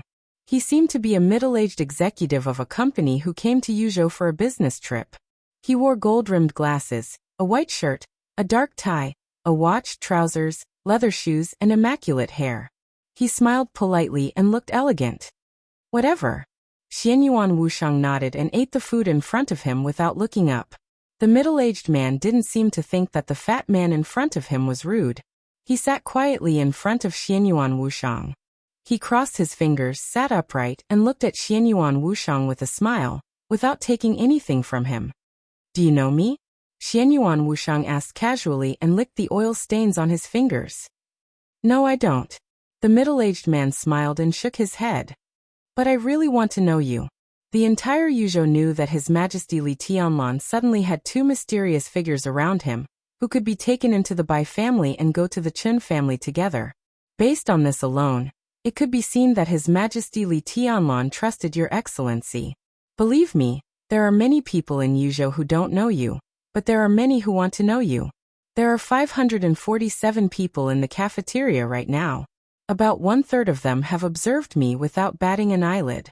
Are they the people who want to get to know me? But they live here and come here to eat. But more than that, they want to know my brother and sister-in-law, right? Xianyuan Wushang smiled carelessly. Maybe. But in my opinion, you are also worth making friends with. He stretched out his hand to Xianyuan Wushang and said with a smile, Zhao Qiming, what's your name? You are more direct than them. Xianyuan Wushang said lightly. But I don't like to be direct. From your attitude, I can feel that you are alert and testing me. He raised his greasy hand and wiped it on the middle-aged man's sleeve, wiping his saliva and oil stains on it. He fully expressed his dissatisfaction. My name is Xianyuan Wushang. Tell me what you want. Zhao Qiming's expression was a little stiff. He didn't know whether it was because of the content of Xianyuan Wushang's words or his actions, or both. He took a deep look at Xianyuan Wushang, slowly sat down and pondered. He was undoubtedly a very steady person. Even though Xianyuan Wushang's attitude was somewhat unexpected, he was just a little more cautious. Other than that, he didn't show anything else. Xianyuan Wushang's eyes were a little playful. How do you think the current Wang family of Beihai compares to Emperor Dong's palace? The middle-aged man asked softly after a moment of silence. You work for Wang Shengxiao? Direct, simple, sharp, and even a little rude. Xianyuan Wushang asked directly. A lot of words that Zhao Qiming had prepared suddenly got stuck in his throat. He felt a little uncomfortable. After 2 seconds, he said in a low voice, I am indeed serving the Wang family of Beihai. What does he want you to do? Xianyuan Wushang's tone was very calm, but it was extremely rude to control the conversation. The corner of Zhao Qiming's mouth twitched uncontrollably. This was completely different from the conversation he had imagined. There was no probing, no roundabout, no temptation, nothing at all. In a few words, the other party directly talked about the topic to the point where there was no room for discussion. He could already imagine what would happen next. He made an invitation. The other party refused. Then the conversation was over. In a few words, it was really just a few words. But the conversation shouldn't be like this. Zhao Qiming kept taking deep breaths, and his smile began to become reluctant. Well, if possible, we hope that you can join the Wang family of Beihai. But I can promise that the Wang family of Beihai will give you double the treatment you enjoy in Emperor Dong's palace. And, you work for Wang Shengxiao? Xianyuan Wushang asked again. Zhao Qiming was stunned. He forced himself to calm down and said, Yes. You're not. Xianyuan Wushang laughed and said, Wang Shengxiao now has a more important partner. Even if he doesn't know my identity, his partner always knows. No matter how stupid he is, he won't let you invite me to join the Wang family of Beihai. Do you understand what I mean? After a pause, he laughed again and said, I just want a small clinic, or an infirmary, in Emperor Dong's palace. Double it for me? 2 clinics? That's really tempting. Zhao Qiming had no time to think about what Xianyuan Wushang had said before, or he didn't want to think about it. Hearing the second half of Xianyuan Wushang's words, he instinctively said, If you have any other requirements, we can talk about it. The Wang family of Beihai has passed the crisis and will inevitably rule the dark world again in the future. If Emperor Dong's palace only gives you a small clinic, what's the point of staying in such a Emperor Dong's palace? The Wang family of Beihai is very sincere. Why do you stay with Dong Huang and help the wicked do evil? Help the wicked do evil. When Zhao Qiming said this word, he deliberately emphasized it, and there was a flash of nervousness in his eyes. He really didn't work for Wang Xingxiao, but the problem was that he didn't know who worked for him on Earth. He just received the commission to contact Xianyuan Wushang, and the condition of the commissioning party was very simple. They asked him to invite Xianyuan Wushang to join the Wang family of Beihai. The only strange thing was the word, help the wicked do evil. This was the word that the commissioning party explicitly asked him to say in front of Xianyuan Wushang. Zhao Qiming stared at Xianyuan Wushang's reaction. There was no sudden change of expression, no anger, no sneer. Xianyuan Wushang, who had been smiling faintly, suddenly stopped smiling. He slowly raised his head and looked at Zhao Qiming.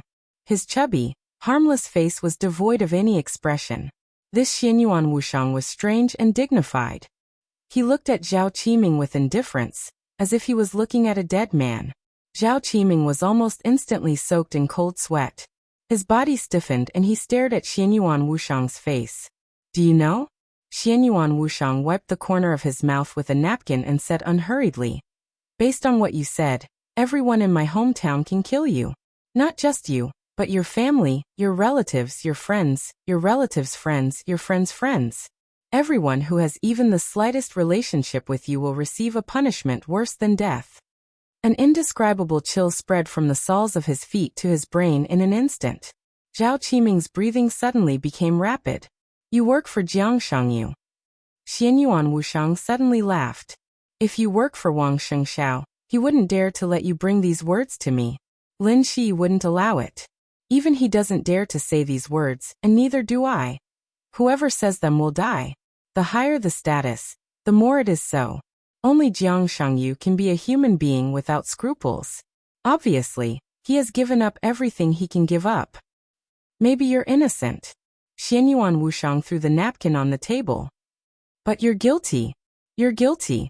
It was like a supreme judgment, indifferent, lofty, majestic, and irresistible. Zhao Qiming's body suddenly twitched violently. In the void, an extremely strong life force directly poured into Zhao Qiming's body. The strong vitality nourished Zhao Qiming's body at an unimaginable speed. All the dirt in his body evaporated in an instant. All the viruses and bacteria were emptied. The toxins accumulated by years of drinking and smoking were completely gone. Some hidden dangers in his body that he hadn't noticed were also completely gone. Zhao Qiming's face was ruddy, energetic, and radiant. The toxins in every drop of blood in his body were completely dispelled by this vitality. It was an abrupt yet extremely comfortable feeling. That vitality was still spreading in his body, healing all the hidden dangers in his body. It continued to spread, burst, and spread. The vitality stimulated every cell in his body. All the cells and blood began to grow after receiving a huge amount of nutrients. His 5 viscera and 6 bowels were frantically absorbing this wisp of vitality. At this moment, in front of Xianyuan Wushang, Zhao Qiming's body was like an inflated balloon, gradually expanding at a speed visible to the naked eye. Zhao Qiming's eyes became extremely frightened. He wanted to speak, but the muscles in his mouth and throat were growing crazily, drowning his tongue, his teeth, and occupying every part of his mouth. Crack! The infinitely growing muscles completely crushed the bones in his body. The growing muscles blocked more and more blood in his body. He began to suffocate. His heart pressed against his chest. The muscles burst his nose and even grew out of his eyes and ears. The extremely disgusting and frightening scene also meant that he was suffering the most extreme pain. Xianyuan Wushang walked away from him expressionlessly. Zhao Qiming, whose body had expanded, staggered and fell to the ground. He couldn't make any sound, but his body was crazily twitching and trembling. Looking at him for the last time, the expressionless Xianyuan Wushang twitched the corner of his mouth and sneered, "Rebel."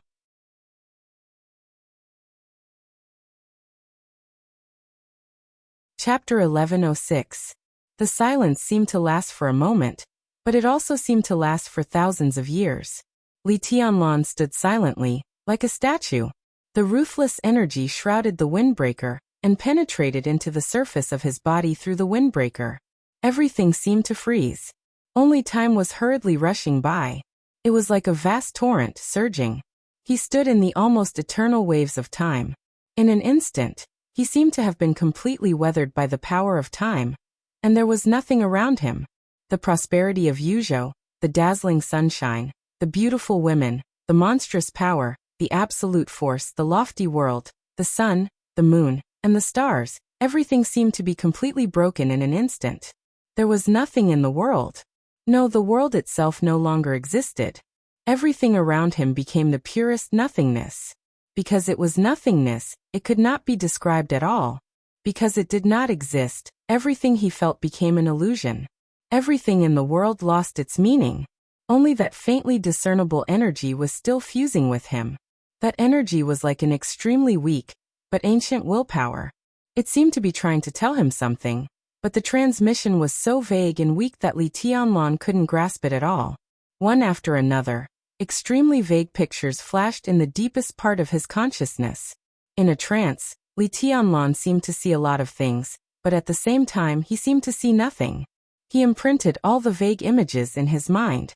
They seemed to be meaningless, but they were more meaningful than anything else. Nothingness was revolving around him. There was only nothingness in the illusion. Only his thoughts were the only reality. His thoughts paused for a second. Under the sun, Li Tianlan suddenly straightened up and took a long breath. The fusion of that energy and ruthlessness had been completed. The gorgeous black windbreaker returned to silence and was draped over Li Tianlan's body without any abnormality. Li Tianlan looked at everything around him. There were tall and straight pines and cypresses on both sides. The clean and tidy road extended all the way to the villas not far away. Flowers were in full bloom on both sides of the road. Yuzhou was sunny after the snow. The world was vast and prosperous as before. Li Tianlan's pupils contracted slightly. His face was pale, and his breathing began to quicken. Almost in the blink of an eye, he was completely soaked in cold sweat. Li Tianlan squatted down in pain and reached out to cover his heart. An indescribable fear struck his soul the moment he saw the world around him. He did not know where this fear came from, but in an instant, the fear that spread to the highest point instantly broke down his iron-like willpower. His rapid breathing was followed by an incomparably strong sense of suffocation. His heart was beating wildly. The first heart and the second heart beat at the same time. The huge force shattered the ground under his feet, completely pressing Qin Weibai against the car next to him. He slowly knelt on the ground, covered his chest, and opened his mouth wide. His eyes were unfocused. In his consciousness, a huge sense of impending death surged, as if he would die completely in the next second. Then the fear was gone. Without warning, without the slightest delay, it suddenly disappeared. Li Tianlan knelt on one knee in a daze. He looked at the sky around him and was silent for a long time. Cold sweat dripped from his face and landed on the ground. He kept taking deep breaths, and his complexion gradually returned to normal. A pair of small hands appeared beside him and hugged his arm tightly. Li Tianlan turned his head slightly. In his sight, Qin Weibai's face was as pale as snow, and her eyes, which used to be cold and bright, even looked a little empty. "It's okay." Li Tianlan forced a smile. "It's okay." What the hell happened? Qin Weibai's voice was extremely persistent. "Tell me." Li Tian was silent for a full half a minute before shaking his head. "I can't tell." He probably knew why, but he couldn't tell. At that moment, he did feel unprecedented fear. This fear could be said to be brought to him by the ruthless energy, but it could also be said to be his own. He couldn't describe that feeling at all. In that moment of trance, he saw a lot of blurred pictures. Those pictures were blurred and he didn't know what he saw. But Li Tianlan was sure that his fear had absolutely something to do with those pictures. The roar of the engine sounded from afar. In his perception, countless eyes were watching this direction, including the security personnel of the Bai family manor and cameras installed in every corner. Li Tianlan's abnormality had spread throughout the Bai family at the fastest speed. Dongqing Wudi, Bai Zhanfeng, Bai Qingzhao, by Qingqian, and others all rushed over. Li Tianlan stood up slowly. His movements were slow and even cautious, as if he was avoiding something. Qin Weibai could feel that Li Tianlan was not avoiding her. His movements looked more like he was avoiding the air around him. Tianlan. Qin Weibai wanted to say something but stopped on second thought. I'm fine. Li Tianlan shook his head. I just feel a little uncomfortable. The fear had disappeared. His mind had returned to reason. However, in his incomparably calm thoughts, he felt the oppression of the entire world. Everything seemed to be pressing down on him, as if it wanted to crush him to death here. That sense of oppression was gradually fading. Li Tianlan's face also began to quickly return to normal. Get in the car. Li Tianlan gently hugged Qin Weibai, holding the exquisite and delicate body in his arms. His heart seemed to have completely calmed down. Li Tianlan lowered his head slightly, bit Qin Weibai's pink ear and chuckled. Minister, they are all scared. I see Auntie's face is pale. You have to help me explain later. Qin Weibai was stunned and took a deep look at Li Tianlan. Li Tianlan didn't realize his problem for a moment. The car was still coming from the depths of the Bai family's manor. It was at least hundreds of meters away from here. Qin Weibai could see the approaching car. The question was, how could Li Tianlan see the person in the car? Li Tianlan's auntie could only be Bai Qingqian. In this case, Bai Qingqian couldn't drive in person. Seeing Bai Qingqian's face directly, how was that possible? Qin Weibai hesitated and didn't ask. She obediently turned around and got in the car. The car drove along the road to the villas inside the manor. The cold wind was blowing the woods in the sun. As the car went away, Lin Shi's figure appeared in the place where Li Tianlan had knelt on the ground. He looked at a small piece of the road that had been shattered, looking serious and thoughtful. Li Tianlan doesn't look good, Wang Shengxiao said slowly. Really? Lin Shi stared at the cracked ground under his feet. What do you think? Obviously, he seems to be frightened by something. But we all know very well that there was nothing around him just now. From this point of view, Li Tianlan's mental state may have some problems. In layman's terms, maybe he has been possessed by the devil. Wang Shengxiao said lightly. I agree with your first sentence. Lin Shi nodded. Obviously, His Majesty Li Tianlan was indeed frightened by something. But I don't agree with your second inference. Maybe you don't know that His Majesty Li Tianlan is a god. There is no so-called qi deviation, and it is impossible for him to be contaminated and assimilated. He was indeed frightened by something. But there was nothing around him. Was he frightened by Qin Weibai? Wang Shengxiao questioned bluntly. When he said that he was frightened by Qin Weibai, he couldn't help laughing. If this was true, he really couldn't imagine how deformed Li Tianlan's aesthetic concept would be. Of course, it was not Her Highness Qin Weibai. Lin Shi said flatly. I don't agree with you that there was nothing around him. On the contrary, I think at that moment, there was something around him that we couldn't see. Deliberately mystifying. Wang Shengxiao sneered disdainfully. His tolerance for Lin Shi's various behaviors seemed to have reached the limit. There was obviously nothing. Maybe there was nothing. But what if the perspective was different? Lin Shi suddenly said. His arms suddenly glowed faintly. Messages from the apostles came one after another. A virtual screen formed in front of Lin Shi. The information that flowed on the screen wasn't some data, nor was it some information. Instead, it was faces. There were white people, black people, and yellow people. Old people, children, women, men of all ages, of all races, all faces. The only thing they had in common was that these faces were all extremely panicked and frightened. Did you notice? Lin Shi looked at these faces and suddenly said. The last picture of the apostles was also sent. It was Li Tianlan's extremely frightened expression at that moment. Li Tianlan's expression was lined up with the faces around him. Wang Shengxiao suddenly felt a little strange, but he didn't know what was strange about it. He observed carefully, and the more he looked, the more he felt that these people's expressions were highly similar. These people's expressions are similar? Wang Shengxiao frowned and replied. According to the analysis of the apostles, these expressions are as high as 96% similar. But at that moment, His Majesty Li Tianlan's expression was more distorted, which shows that he suffered more fear. What else did you notice? Lin Shi asked. What? Wang Shengxiao was a little confused. Environment.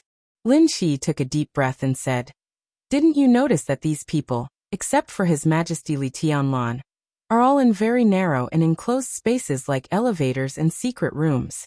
His Majesty Li Tianlan is the only exception. Wang Shengxiao stopped breathing. In an instant, he realized what was so strange about this photo wall. Indeed, everyone was in an environment similar to a secret room. But in this photo of Li Tianlan, he was surrounded by sunlight, woods, and a vast open environment. What on earth do you want to say? Wang Shengxiao looked at Lin Shi and asked seriously. These people are all patients, and they have the same disease. Lin Shi said expressionlessly, and His Majesty Li Tianlan's expression analysis and the heartbeat frequency at that moment are highly similar to these people. We are very sure that His Majesty Li Tianlan also has the same disease as them. What disease?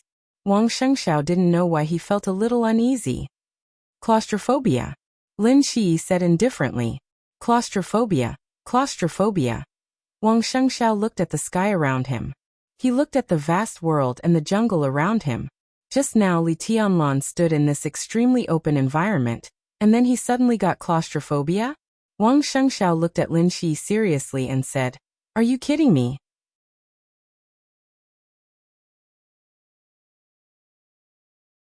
Chapter 1107. Wang Shengxiao's voice was not very loud, but it was full of extreme absurdity and mockery. Let's not talk about whether Li Tianlan had the so-called claustrophobia before. There was no telling what the probability of him suddenly suffering from claustrophobia was. Right in front of him, right in the Bai family's manor, there was nothing that could make him claustrophobic. This manor of Bai clan was close to a mountain and a river. It covered about 6,000 square meters. It was magnificent. Having such a manor being close to a scenic spot in Yuzhou province represented more than identity and social status. For many years, Bai Zhanfang had served as the speaker of Yuzhou. He and Wu Zhengmin, the current deputy prime minister of the cabinet, could be said to be the two oldest members of parliament in Zhengzhou state. In terms of seniority, Bai Zhanfang had the most seniority among all the members of parliament. People from all walks of Yuzhou who were dissatisfied with the Bai family had privately mentioned the topic of the Bai family occupying a mountain to be the king, but Bai Zhanfang had always been unmoved. Now, with the appearance of Li Tianlan and Emperor Dong's palace, the strong rise of the giant group had been extremely obvious. However, it was said that the manor was going to expand. This was no longer important. Even if it didn't expand now, it was still a manor of nearly 2,000 acres, which was close to the size of 2 forbidden palaces. The buildings here were sparse and arranged in picturesque disorder. The view could be said to be extremely wide. Claustrophobia? The current situation was almost equivalent to Li Tianlan standing on a boundless prairie, but suddenly felt that the vast prairie was like a large suitcase, and he was out of breath in the suitcase. How absurd was that? But Lin Shi said it very seriously. Wang Shengxiao's face was cold. His dissatisfaction with Lin Shi was almost undisguised. The cooperation between the two sides hadn't officially begun yet, but the Wang family of Beihai had already paid the price of the divine martial corps of the non-continent. Although the change of ownership of hundreds of thousands of troops didn't seem to have much impact in a short time, the actual impact could not be ignored. What did Lin Shi do? He said he would deal with Li Tianlan. But Wang Shengxiao did not feel a trace of hostility from him to Li Tianlan. On the contrary, what made him absent-minded was that he felt that Lin Shi's respect for Li Tianlan had always been full. There was no definite action to deal with Li Tianlan. He also didn't take any action to treat his father. The other party used an extremely magical ability to take him around the world, study the energy of murderous weapons, and secretly observe Li Tianlan's every move. Now he was even in a daze at the footprints he left, saying that he had claustrophobia. Wang Shengxiao felt that the other party was talking nonsense, and he was always talking about inexplicable topics. Hostility? Wang Shengxiao did not feel it at all. Lin Shi's respect for Li Tianlan was obvious. The man and the woman, the apostle and the saint, talked about Li Tianlan like fanatics talking about their god, with fanatical faces.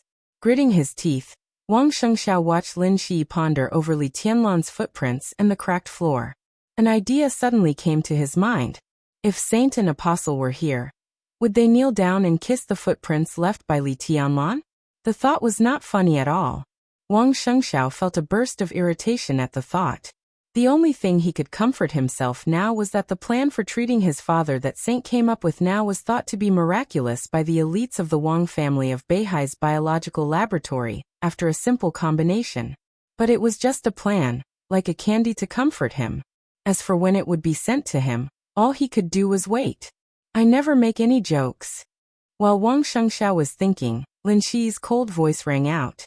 So, Wang Shengxiao sneered and said, "Do you really think that Li Tianlan is likely to have claustrophobia in this environment?" "You saw the fact, didn't you?" Lin Shi asked in reply. "What I saw was that Li Tianlan was not in a good state, not some damn claustrophobia. His Majesty just said that he was a little uncomfortable." Lin Shi's voice was calm. Wang Shengxiao took a deep breath and slightly narrowed his eyes. "If you still want to talk about these topics, then maybe we don't need to talk anymore. I'm very busy, and I don't have time to waste with you. In fact, I'm not only wasting time here, but you've even interrupted my action. Your plan of action is wrong," Lin Shi said bluntly. "In fact, confirming His Majesty's current state is the most important thing. You cannot believe the claustrophobia, and I don't want to believe it either. But if it's true, it will be a disaster for you and any of His Majesty's enemies." "Disaster?" Wang Shengxiao's eyes were cold and gloomy. "Disaster," Lin Shi said calmly. "He can kill anyone anywhere, at any time, in any way, and no one will notice it.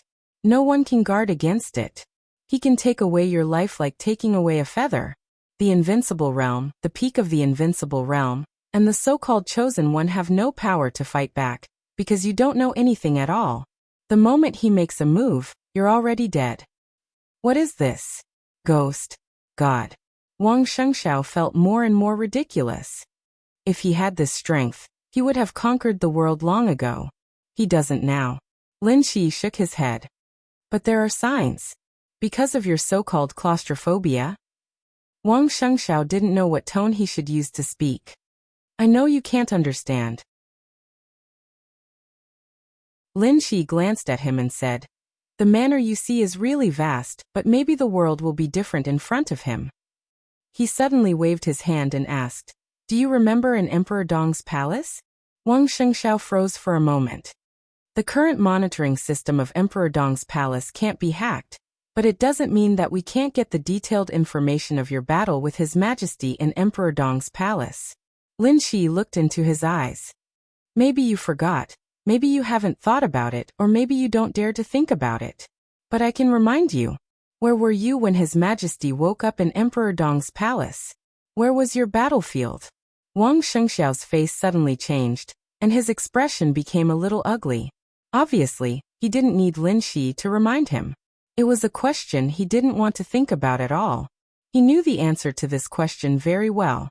At the moment when Li Tianlan woke up, he was in Li Tianlan's bedroom. Their battlefield was in Emperor Dong's palace. His time in the bedroom was very short. It wasn't a good process. At that time, Li Tianlan just raised his hand and slapped him out of the bedroom. But the problem was, Wang Shengxiao was very sure that there was no door in Li Tianlan's bedroom that could directly lead to the outside.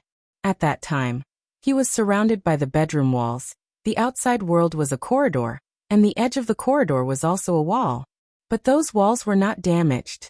At that time, when Li Tianlan slapped him, his whole body seemed to suddenly become transparent and pass through the wall. When the wall was intact, he appeared on the lawn of Emperor Dong's palace. This matter was completely incomprehensible. Wang Shengxiao didn't even dare to think about what it meant. "Do you know what's going on?" Wang Shengxiao carefully recalled the feeling at that moment. At that moment he didn't touch any obstacles, but he was directly slapped out by Li Tianlan. The more he thought about that scene, the more terrified he felt. "I'm not sure, and I don't need to tell you," Lin Shi said lightly. The contemplative look in his eyes became more and more obvious. He thought about the original era shrouded in boundless fog. At that time, there was only the space-time corridor. There was no war god realm, no human palace. There were very few records about the original era. Most of the things had become legends. As for the original His Majesty, the extremely limited information now could only prove that he existed. And such an existence was largely confirmed by the Majesty in the space-time corridor. There were almost no detailed and accurate records of that era, which was almost completely submerged in the fog of time. Most of what was left were legends. The relic gradually became conscious, and the memories began to fade. Therefore, the seniority in the space-time corridor was extremely chaotic. Now, everyone knew who the Majesty in the space-time corridor was, but no one could be sure who he was. It wasn't just him. Even the god of war, and the human emperor of the great imperial palace hadn't figured out where they came from. Perhaps they couldn't figure it out anymore, because they had already forgotten too many things. What they could remember was their return this time. The legends were chaotic. But some things could always be confirmed. For example, the original Majesty. He did exist. As the most important pioneer of the neutral camp, without him, there would be no today's human clan. There was no doubt about that. He opened the neutral camp, so naturally, he was the strongest in the history of the neutral camp. This so-called strongest, at least for today, was the strongest without a doubt. Among the peak combat powers of the neutral camp, the war god and the human emperor together were no match for the Majesty in the space-time corridor. And the Majesty in the space-time corridor had not been able to surpass the original human emperor. As the son of the war god and regarded as the future successor of the war god, Lin Shi was qualified to know a lot of things. He vaguely heard his father mention that the current Majesty in the space-time corridor had surpassed the original human emperor in terms of authority, and was not far behind in terms of authority. The reason why he could not reach the height of the original human emperor was because of his perspective. Lin Shi had a hard time understanding this word, but he had always kept it in mind, because when the original human emperor was still alive he would often say, "This world is very crowded. It's a little uncomfortable." Perspective. This word was crucial, but it was also too broad. Lin Shi had a hard time understanding what the world was like from the other's perspective. Perspective. Or maybe this was the biggest secret of the original Majesty, who was the top of the three camps. These core members had speculated about this, but as long as they mentioned it, whether it was right or wrong, they would soon forget it. But now Lin Shi suddenly found that in Miracle City, when he began to think about this problem again, his memory was exceptionally clear. Perspective. Perspective. He seemed to have thought of something. It was not difficult for the technical level of the war god's realm to figure out the principle, but the difficult part was that there was no way to do it. He wanted to record it down and send it out, but the moment he sent a message to the apostle, the thought in his mind suddenly disappeared inexplicably. Lin Shi was stunned, and then smiled bitterly. "I have an idea that may prove my guess," Lin Shi said thoughtfully, "but I need your cooperation." "How?" Wang Shengxiao asked directly. Lin Shi threw Wang Shengxiao a strange-looking pistol, and pointed to the central villa in the group of villas ahead. Across the road, the woods, the flower beds, the artificial lake, and the villas. It was a distance of thousands of meters. Lin Shi said, "Aim there and shoot." "Are you sure?"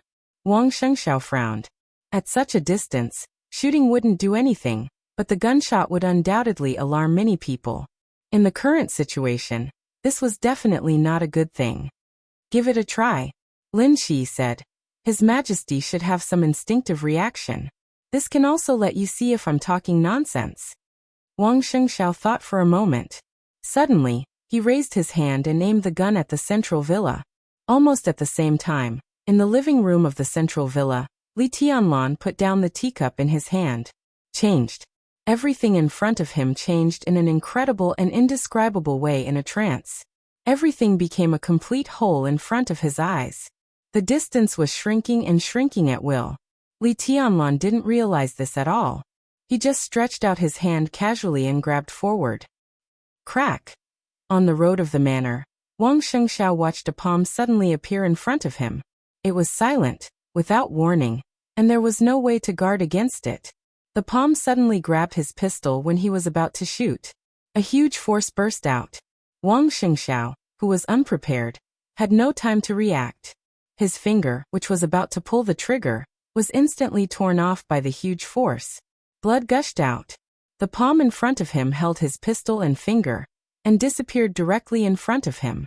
In the living room, Li Tianlan withdrew his palm and looked at the pistol and a broken finger that appeared in his hand. He was a little confused. The little nanny beside him exclaimed, and took a few steps back with a pale face. Everyone was stunned and looked at the things in Li Tianlan's hand in astonishment. That moment just now was like magic. Li Tianlan stretched out his hand and grabbed a pistol, and a finger dripping with blood without any pause. The living room was quiet. On the road of the manor, Wang Shengxiao, whose face was livid because of the sharp pain, roared in disbelief. "What's going on? Do you believe it now?" Lin Shi narrowed his eyes tightly and looked extremely shocked. You should be glad that His Majesty just reacted instinctively. If he found the feeling, he could easily take away your brain and your heart. You wouldn't feel anything, and your body wouldn't even have a little wound. He just stretched out his hand, and then you stood here, intact, and then your brain suddenly disappeared completely. Are you telling me a fairy tale? Wang Xingxiao's face was gloomy and twisted. Lin Shi smiled faintly. In a sense, this is science. It can even be explained by your current science. But I don't need to explain it to you. Wang Shengxiao stared at Lin Shi silently, and didn't speak for a long time. He couldn't figure out why. But he already believed Lin Shi's words. That moment just now was too strange. If Li Tianlan had consciously wanted to kill him, his martial arts would have been almost useless. But now he was already dead. Bang! In the living room of the villa, Li Tianlan threw the pistol and finger on the tea table. He looked up at the villa in front of him. Everything was normal. The change just now inexplicably disappeared again. It was an indescribable feeling. The moment he stretched out his hand, the extreme fear once again impacted his will. In a short moment, cold sweat appeared on his forehead again. Tianlan, what's going on? Dongqing Wudi looked at the finger and the pistol on the tea table, and then looked at Li Tianlan. Li Tianlan shook his head in confusion. After a while he whispered, I also want to know.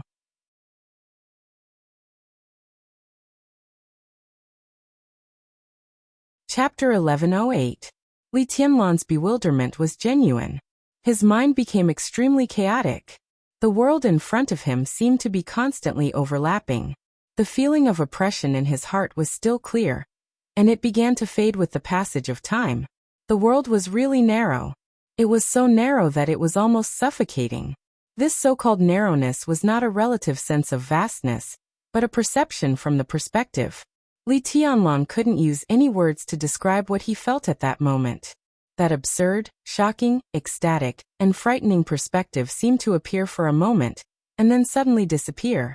If it weren't for the finger, the pistol, and the blood on the coffee table, Li Tianlan would even think that the moment just now was an illusion. Now that he thought about it carefully, he couldn't even clearly describe what he felt at that moment. In that less than half a second, or less than a second, the world overlapped. To be exact, it could not be said to be overlapping. But Li Tianlan couldn't use other words to describe that scene at all. His eyes saw a lot of three-dimensional images. Every picture was the world in front of him, this villa, this manor. But it was more than what he saw. He couldn't describe it. He saw more than what his eyes could see. Just now Qin Weibai was sitting next to him, and Dongqing Wudi was in front of him. At the moment when the world overlapped, he saw Dongqing Wudi facing him. At the same time, he also saw Dongqing Wudi's back and sides. Everything, a huge amount of information and endless details. The whole world seemed to be presented in the most complete form in front of Li Tianlan.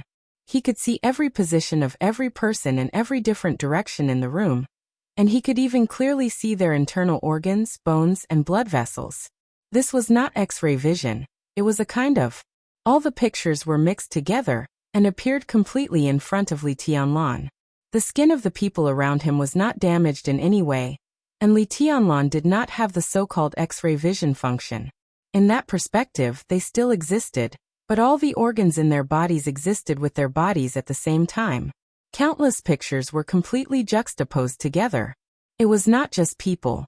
The sofa, the wall, the TV. At that moment, what appeared in front of Li Tianlan was not only the TV screen, but also the back of the TV behind the TV screen.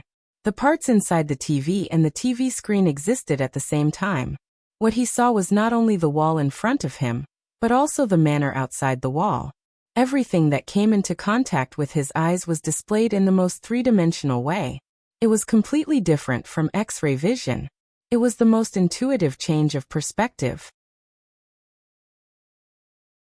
The entire manner became a three-dimensional image, and the images connected the countless three-dimensional images together, finally forming a magnificent and extremely strange image. In this picture, Li Tianlan saw the pistol aimed at the main villa. It was far away, but close at the same time. They seemed to be two figures, but they were extremely blurry. Li Tianlan couldn't see their faces, but in Li Tianlan's eyes, their images were also three-dimensional. The two of them were like two standard three-dimensional images. Their bodies, their organs, their brains, their hearts, their blood vessels, all of them. They were neatly juxtaposed in the picture. It was the first time that Li Tianlan had seen this kind of picture. The picture in his sight turned into a massive amount of information that impacted his will. He was a little stunned. His instinctive reaction was to casually reach out his hand. Then he sat on the sofa of the villa and took the pistol and the finger from an unknown distance. This feeling was indescribable, because in the image he saw, the other party's fingers were indeed holding the gun. But among the countless juxtaposed and showing thousands of details, there was a three-dimensional image in which the finger and the pistol existed separately. That was to say, the finger and the pistol were separate images, and they were not connected to other fingers. This was just a very subtle detail. Li Tianlan also instinctively took advantage of this detail. So he reached out, took the gun, and took the finger down by the way. He took it. He took it easily. He didn't feel that he was breaking the finger. The finger and the pistol were like separate objects placed separately in that picture. He just took it. After he calmed down a little, the blurred picture became clear in his memory again. Li Tianlan was in a trance, because when he saw the two blurred figures, he saw not only the pistol and the finger. Beside the two of them, their hearts, brains, and all their vital parts appeared in different three-dimensional images. That feeling was exactly the same as the feeling when he saw the pistol and the finger. In other words, Li Tianlan was 100% sure that if he didn't take the pistol but the heart, he would directly take the other party's heart out of the other party's body. Take things out of his pocket. The other party would lose the heart, but there wouldn't even be any wound left on the body. Li Tianlan shuddered a little. What this meant was self-evident. It meant that if he could have that kind of vision for a long time, in that bizarre vision he could take anything at will. It was to take, for example, a skyscraper towering into the sky. When all the details appeared in front of him, he could easily find the weakest point. Just take away a steel bar, and the whole building would collapse in an instant. Another example, killing. Killing? There was no such concept. Within his field of vision, even if it was thousands of miles away, through the video, through the screen, as long as he could see, everything about the other party would appear in front of him. Politicians, rich people, and even the so-called chosen one, as long as he could see, he could directly take away the other party's brain or heart without even using any force. Such a perspective, such an ability, he was like a real god. His brain began to twitch slightly, and the feeling of depression continued. Li Tianlan's face was a little ugly, and he subconsciously rubbed his forehead. The amount of information he had received in that instant was too much for him to bear. If a normal person had suddenly received that information, they might have completely broken down. What made him most uncomfortable was the sense of contrast. The magical perspective just now only lasted for less than a second. But when the perspective turned back, everything he saw became extremely depressed. It was like suddenly seeing the real world, even if it was only for a second. But when he returned to the illusion again, everything was a little uncomfortable. But now his perspective was the perspective of a normal person. What was the perspective of a normal person? That was to look at anyone, any object, could only see the side that was facing his line of sight. With a normal perspective, it was impossible to see the back of an object through the side in front of you, let alone a real three-dimensional view. When Dongqing Wudi was facing him in front of him, he could only see the front of the other party, but he could not see the back of Dongqing Wudi in any case. But in that second, Dongqing Wudi in his sight was absolutely three-dimensional, absolutely comprehensive, with thousands of details displayed in front of Li Tianlan at the same time. Li Tianlan rubbed his forehead hard, and even closed his eyes. A sword energy was suddenly released from his side. The sword energy turned into a ring and quickly rushed out of the villa, covering the entire manor in the blink of an eye. The place where the two figures existed in his memory was already empty. Li Tianlan subconsciously wanted to chase, but after moving his body, he suddenly realized what he had overlooked. Distance. He actually ignored the distance. With his speed, this distance might not be far, but it was not no distance at all. When he subconsciously wanted to chase after her, he didn't consider this point at all. This was also the sense of confusion caused by the change of perspective. He looked at the pistol and fingers on the coffee table, and was silent for a long time. The feeling of being like a god just now did not disappear, but became more and more clear. Li Tianlan could be sure again that it was not his illusion. In that perspective, the so-called distance existed, but it also didn't exist. In that perspective, Li Tianlan was sitting in Yuzhou. If someone was in Star State, in Europe, in Tiannan, or even in the polar region, as long as someone appeared in the video, then no matter how far away they were, Li Tianlan only needed to reach out and take away the other party's brain or heart at will. If this was not enough to make him a god, what if Li Tianlan suddenly had power far beyond what he had now? When his vision was infinitely far away and the whole planet was in his field of vision, could he easily destroy a planet? This question could not be verified at all for the time being.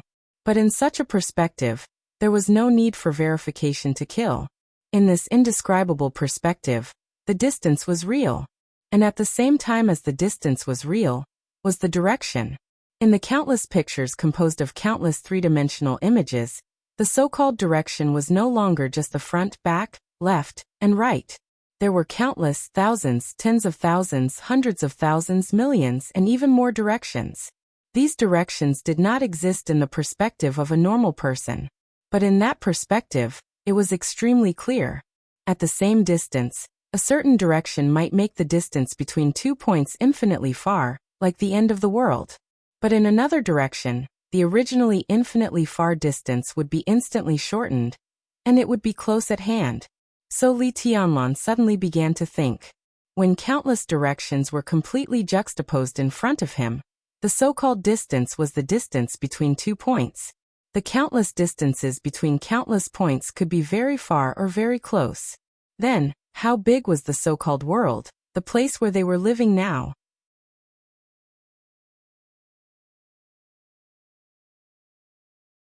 Chapter 1109.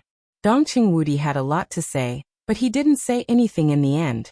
After the incredible scene in the living room, everyone could see that Li Tianlan was in a bad state. No one knew how bad it was, but the extremely severe headache and depression almost broke Li Tianlan's will. Li Tianlan didn't have dinner. He went directly to the room that the Bai family had already prepared for him, and fell asleep almost as soon as he lay down. He was dizzy and in a trance. Li Tianlan had a dream all night. There were all kinds of bizarre pictures in the dream. His perception of his own position was sparse and difficult to refute. He didn't know where he was in the dream. All he could see was holy light and battleships all over the sky. It was like a mythical world shrouded in technology, or a supermodern world shrouded in myths. The content of the dream had no continuity. It was almost a constantly rotating picture without any connection, but it appeared in the dream as a matter of course. Perhaps influenced by the conversation of Xianyuan Wushang not long ago, a huge cross even appeared in his dream. The fairy tales that he had heard from his grandfather when he was a child also began to appear. The list of deification, the journey to the west, Sun Wukong, Hoi shooting the sun, and so on. His thoughts were completely free in the dream. The pictures flickered without beginning or end. When he opened his eyes, There was already a hazy light outside the window. A pair of soft and delicate hands gently scratched his scalp. Her movements were gentle, and a delicate fragrance floated. A pair of dreamy and bright eyes appeared in Li Tianlan's sight. From the dream to reality, this pair of bright eyes seemed to be a clear bridge. In a moment of trance, Li Tianlan seemed to see the sky full of stars. "You're awake." Seeing him open his eyes, Qin Weibai smiled slightly. Li Tianlan grunted in a low voice, and the messy dream quickly faded away. Li Tianlan rubbed his forehead and took a deep breath. His head was still a little uncomfortable, but Li Tianlan could completely ignore this degree of discomfort. Although the depression in his heart still existed, as the night passed, the pictures he saw before began to become blurred. When the perspective returned to normal, he seemed to become normal. "What time is it?" Li Tianlan asked, playing with Qin Weibai's hair. "It's nearly 10 o'clock. Qin Weibai shook her head. Her hair brushed past Li Tianlan's face, tickling him. "You slept for nearly 14 hours. I'm tired." Li Tianlan laughed at himself and said, "I had a dream all night, and it was all messy." The scene in the dream gradually became blurry, and almost completely disappeared. Li Tianlan seemed to think of something and laughed. "I dreamed that Sun Wukong and Buddha had a falling out and fighting. They were even driving a plane to fight against each other. In the dream, I actually felt that it was normal." Qin Weibai also smiled, but her smile was a little unnatural. Dream, she had been dreaming recently. But it was different from Li Tianlan's absurd dream. Her dreams were filled with an extreme regularity and normality. The absurdity and abnormality of the dream were actually the most normal. Qin Weibai's normality was the biggest abnormality. Every time she entered her dream, she would appear in an incomparably vast starry sky. Galaxies and star clusters would constantly appear, and large numbers of stars would explode and fall. Her dream had become a TV series that was related to but not very closely related to the real world. And it would always continue. Qin Weibai was also continuing, looking for her garden, looking for the black giant tree, and looking for the almost transparent figure under the giant tree. In her dream, she had incredible power. That was a dream. The power to make it real. No matter what she needed, with a flash of thought, everything in her imagination could become a reality in the dream. Spaceships, superluminal warships, superluminal interstellar fleets, star cluster level scanning radars, various civilizations all over the starry sky. A lot of things appeared out of thin air in her imagination, and even she didn't know what to call them. In just a few days, in the continuous dream every night, Qin Weibai had already owned countless superluminal interstellar fleets that could travel across the starry sky. If all the numbers were added up, Qin Weibai had calculated that the number had exceeded 6 trillion. Not 6 trillion warships, but 6 trillion fleets. Each fleet had the ability to search a galaxy, but under the vast starry sky in the dream, she wanted to find what she was looking for, but it was still like looking for a needle in a haystack. Qin Weibai didn't tell Li Tianlan about all this. She didn't know why. Every time she wanted to say it, there would be an indescribable fear in her heart. The moment she opened her mouth, the fear would directly occupy her consciousness, freeze her soul, and make her fall into an unprecedented state of despair. Dream. This was originally a very normal thing, but now it had become the most sensitive thing for Qin Weibai. Not feeling well? Li Tianlan glanced at Qin Weibai and touched her forehead. No. Qin Weibai blinked and reached out to pinch Li Tianlan's nose. "If you hadn't tortured me last night, I wouldn't have slept so soundly." Li Tianlan sat up with a smile. "Are you hungry?" "Dad and the others went to the meeting. I told Mom to prepare lunch now." "Ah, she said she would make soup for you last night, but she was still busy in the middle of the night. It should be ready to drink now." Qin Weibai took the pajamas and put them on for Li Tianlan. Her action of helping Li Tianlan put on his clothes was natural. The tone of her voice was also natural. "Dad." "Mom." Li Tianlan's body was a little stiff. He suddenly didn't know what to say. The parents that Qin Weibai mentioned could only be Dongqing Wudi and Bai Qingqian. It couldn't be anyone else. This feeling was indescribable. What's wrong? Don't you like me calling them that? Qin Weibai tied the gown for Li Tianlan and asked carefully. No, Li Tianlan's voice was a little complicated. They are very happy. Qin Weibai took Li Tianlan's hand and stood up. Whether as a daughter-in-law or a goddaughter, I can call them mom and dad. If you don't like it, then I'll be their goddaughter. If you like it, I'll be your daughter-in-law. She looked at Li Tianlan with bright eyes. Do you like it? Li Tianlan was silent for a long time, then smiled and said, Did the minister go to the meeting? Yes. Taking a deep look at him, Qin Weibai nodded. She seemed to suddenly think of something and continued. By the way, when Dad left, he didn't look good. Council meeting? Li Tianlan frowned. Plenary meeting. Qin Weibai said softly. Li Tianlan paused and didn't speak. At this level, there were some rules about what kind of meeting it was. The council meeting referred to a small-scale meeting among the 9 council members. Although this kind of meeting was extremely formal, there would basically be no resolution on some particularly sensitive matters. On some sensitive issues, the council meeting seemed more like a discussion and test, which was a precursor. And the plenary meeting referred to the plenary meeting of the council.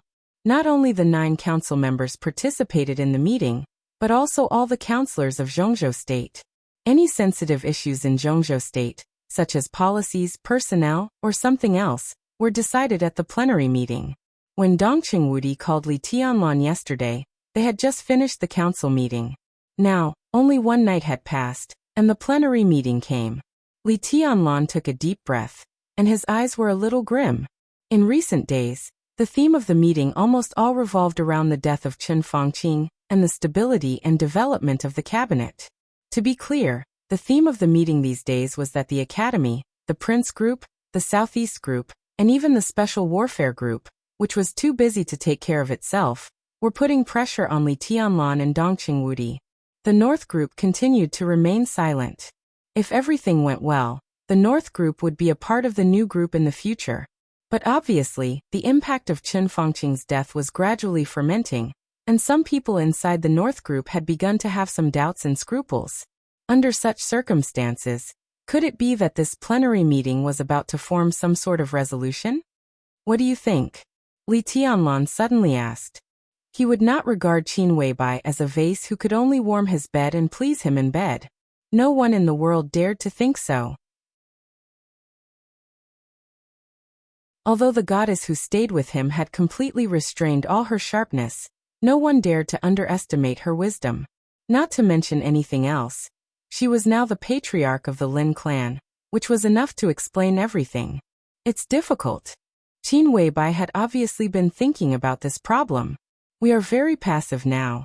The only thing we can do is to compromise and make concessions. It's not good for anyone to fight head-on. And if we really fight head-on, we have no chance of winning, no chance at all. Qin Weibai shook her head gently. In the current situation, it's already a victory if we don't lose too many things. I can make concessions, but they are too insatiable. Li Tianlan said expressionlessly. There's no way. Qin Weibai said directly. We can only wait. It's best to do nothing now. Wait. Li Tianlan raised his eyebrows. Wait for a variable. Qin Weibai said softly. She looked at Li Tianlan and continued. I've done something secretly, and now I'm almost ready. It was originally a good card, but at the critical moment, we have no choice but to play it first. But it's not the time yet. It's better to hide this card first. If there's a right opportunity, this card can play a great role. What card? Li Tianlan looked at Qin Weibai curiously. It's about the Special Warfare Group, as well as some people and things of other groups. Qin Weibai smiled. It's very sensitive. It's not the right time yet. I need an opportunity. As for now, what we need to do the most is to withstand the pressure and compromise appropriately. They seem to be chasing us relentlessly, but no one really wants to kill us.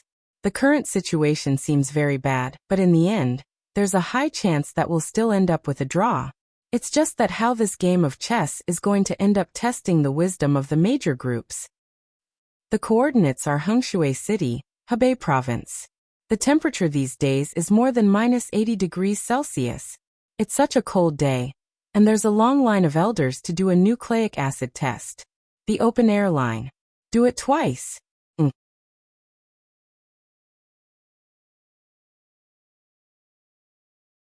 Chapter 11:10.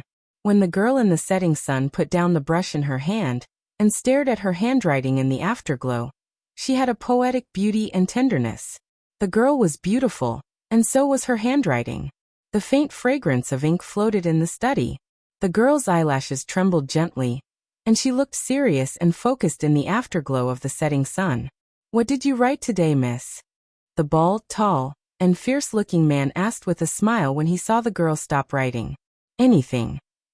The girl inadvertently reached out and touched her rose petal-like lips. She said with a smile, "It doesn't matter what I write when I practice calligraphy. The important thing is to calm down. Uncle Yeyu, come and see what I wrote." The fierce man scratched his bald head and looked a little simple and honest when he smiled. "I just haven't graduated from junior high school. Whatever you write is good." As he spoke, he walked over slowly and lowered his head to admire the girl's handwriting. The girl also lowered her head to look at her work. On the white Xian paper, there were names, positions, profiles, and some deeds written in delicate handwriting. The orange-red light of the setting sun shone on the first line of the fine and delicate characters, and it was so clear that it was somewhat shocking. Sun Liye, male, former member of the Parliament of Zhongzhou State, Deputy Prime Minister of Zhongzhou State, leader of the Prince Group, 76 years old, served as Deputy Governor of Talent Province, Deputy Speaker of Yungue Province, Governor of Dongshan Province, Speaker, and so on. During his tenure as Minister of the Ministry of Personnel, he fought for the interests of the Special Warfare Group many times, intentionally or unintentionally, such as Sun Lu, Deputy Speaker of Dongshan Province, Deputy Governor of Beijiang Province. Number 6 of Phoenix Pavilion, codenamed Snow Shadow, appeared beside Sun Liye 20 years ago, 37 years old now, and constantly influenced Sun Liye's decisions, such as a certain year, month, and day. Now living in building number 7 of Dragon Lake Park in Yuzhou. Number 17 of Phoenix Pavilion, codenamed White Fox, appeared beside Sun Liye 12 years ago, 26 years old now, and cooperated well with Snow Shadow. Now living in building number 7 of Dragon Lake Park in Yuzhou. He Pingon, male, 52 years old, was the governor of Dongshan Province, served as Minister of the Ministry of Personnel of Nanyuan, Deputy Speaker of Southwest City. One after another familiar name, one after another incomparably illustrious figure, and one after another young woman that almost no one knew about. Behind each name was a long list of deeds, and even provided a lot of specific evidence. All the behind-the-scenes transactions were clearly presented on the paper. There were so many of them that it was shocking. In the dense handwriting on the first page of Xian paper in front of the girl, only 2 people were introduced. The girl pondered for many days and secretly investigated for several years. In the end, she only wrote down 7 names.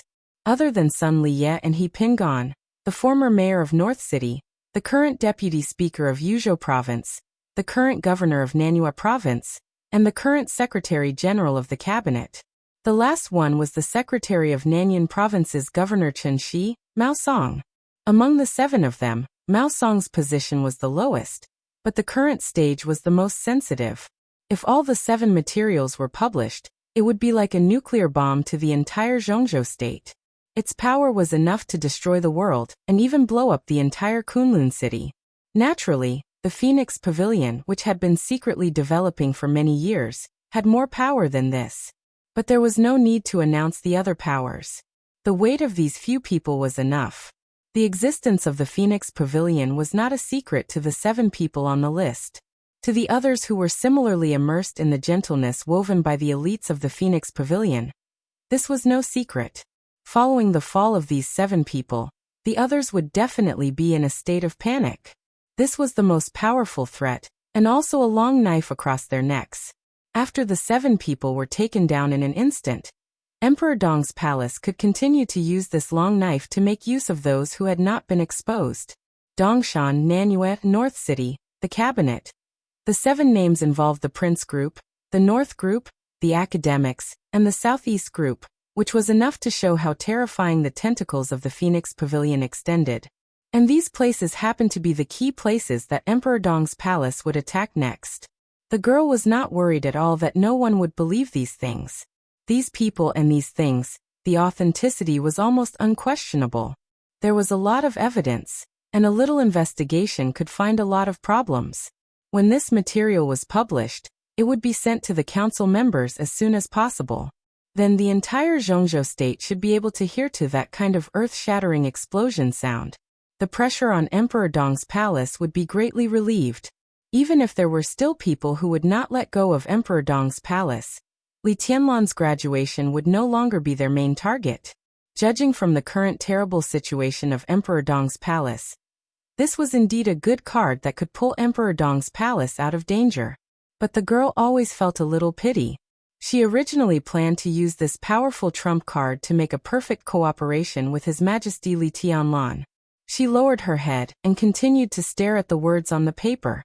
Beside the girl, the expert at the peak of the thunder-shocking realm from Kunlun City, was also reading these words seriously. His loyalty to Kunlun City had always been extremely fanatical. But looking at the shocking information on the paper, which was enough to doom Kunlun City eternally, he did not have the slightest change in his expression. All the real handwriting became different when it was projected to his eyes. He just felt that there were a lot of handwriting on the paper, and it seemed that what he saw was not comprehensive. But he did not think much and just smiled. There is no wind or rain, and it looks a little familiar. Uncle Ye, you must know about Mistress Su's calm disturbance. You are laughing at me again. The girl smiled gently. Her real age was less than 13 years old, but she had an indescribable charm. Yi Yu laughed and then said meaningfully, "Miss, this poem is not well written. His Highness may not like it. In this situation, His Highness can't wait for the storm outside. The bigger the storm, the better." The girl named Gu Xianyan's smile faded a little. After thinking for 2 seconds, she asked softly, "Still can't get in touch with the teacher?" "Can't get in touch with him?" Yi Yu shook his head helplessly. "I haven't heard from him for several days. I don't know where His Highness is." Gu Xianyan nodded thoughtfully and looked at the handwriting on the desk in front of her again. Sister Qin was now ready to play her card, but she had never really done it. She said she would wait for an opportunity. Would this opportunity be the time for Gu Xingyun to appear? After all, it would be such a pity if Gu Xingyun, the protagonist of this drama, was missing.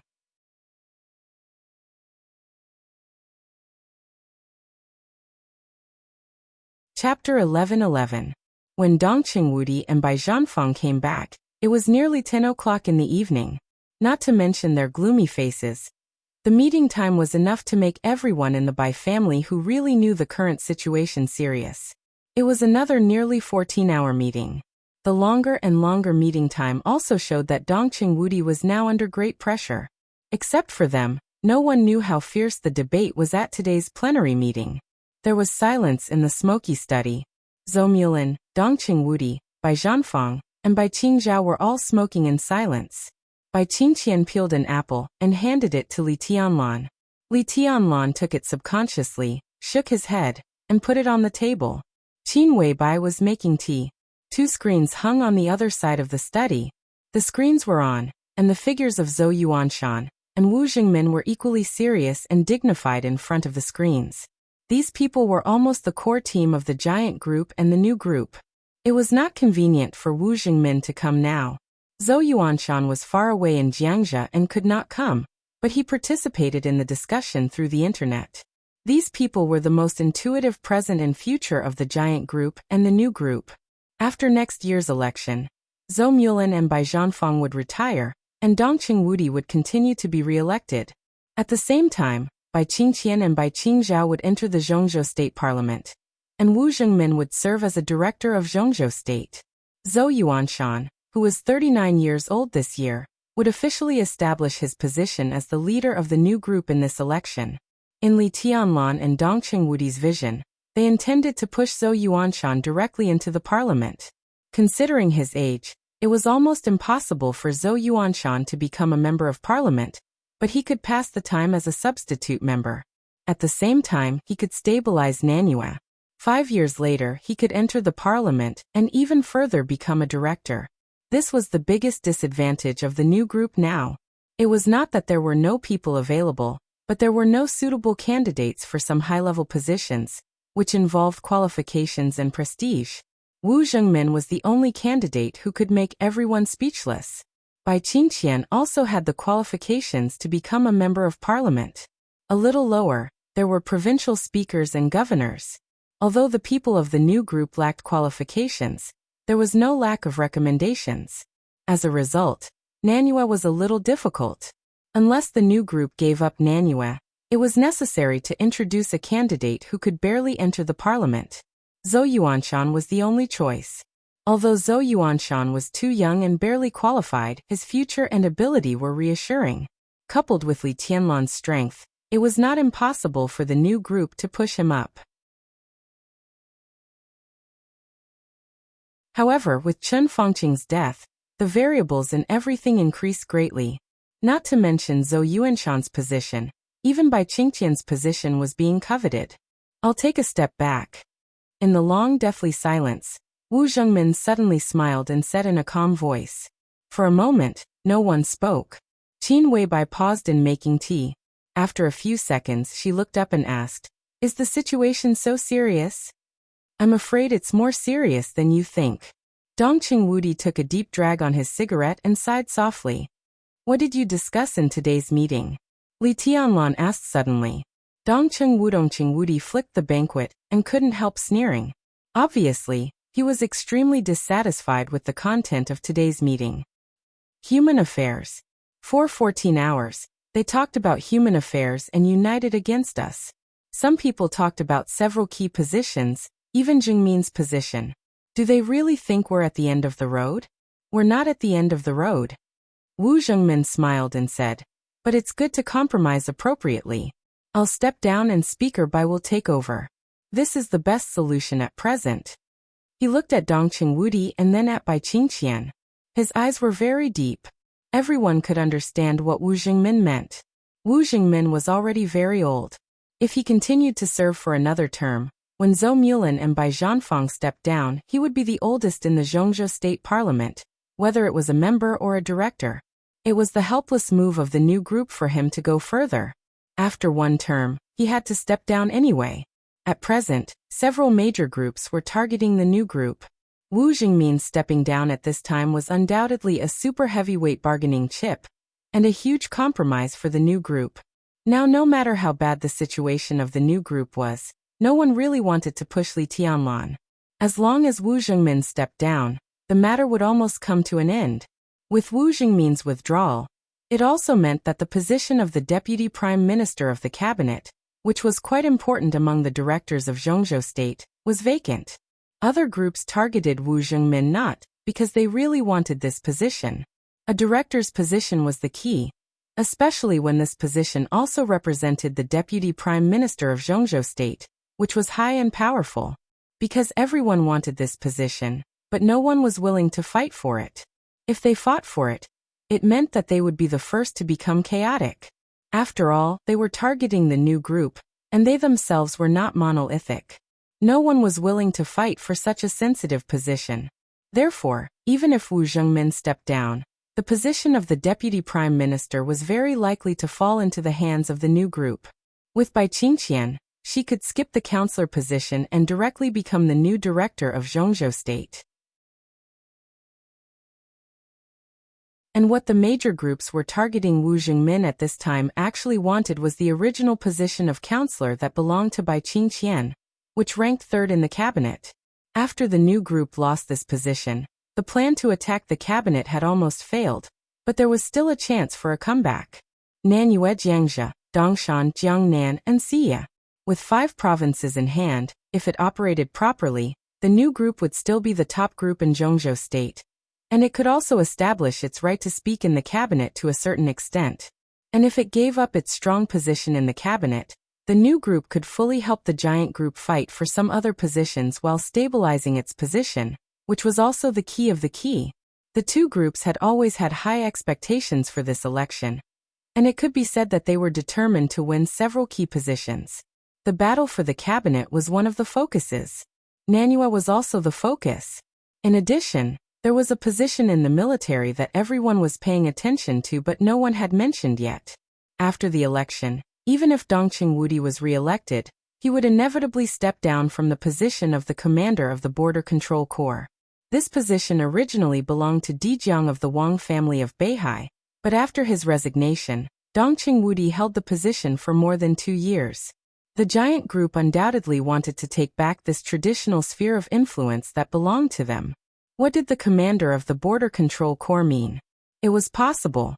It could be said that he was a super heavyweight in the military, a member of Zhongzhou State, a deputy minister of the army headquarters, a director of the military, and a marshal of hundreds of thousands of troops.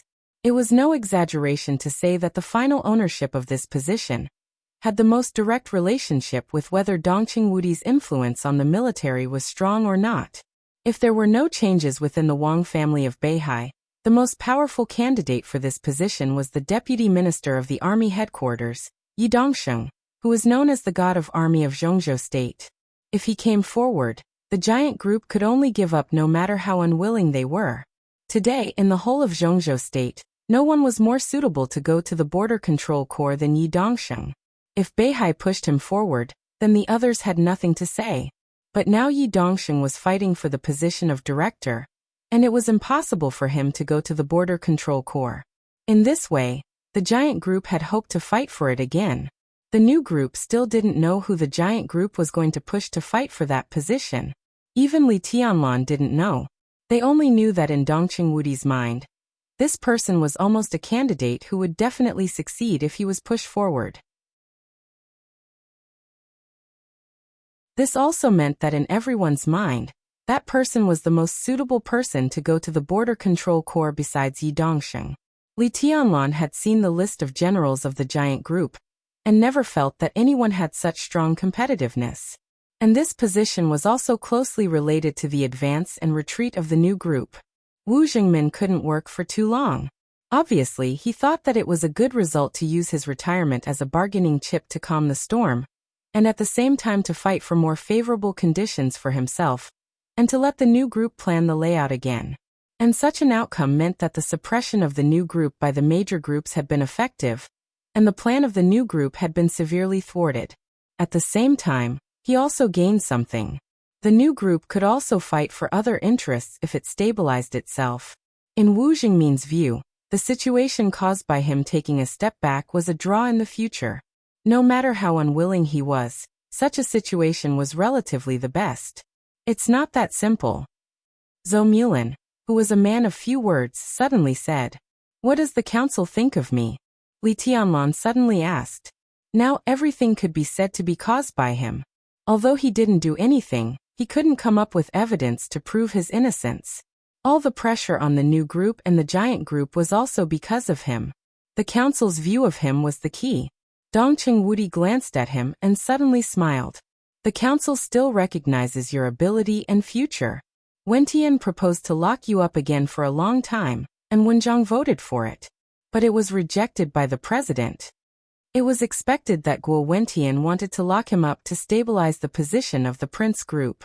And Ji Wenjiang, the tycoon of the Southeast Group, voted for it? Beihai, Wang Xingxiao, now really felt that his wings had hardened? Li Tianlan twitched the corner of his mouth and didn't speak. Everyone knew that it was impossible to lock Li Tianlan up again at this time. Since the other party mentioned it, there was no doubt that he wanted to take more things from the new group. Li Tianlan thought in silence. He knew very well that he had to do something again now. The president proposed to make you a special security advisor of Zhongzhou State, on the same level as Gu Xingyun, and a director. What do you think? Dongqing Wudi suddenly asked.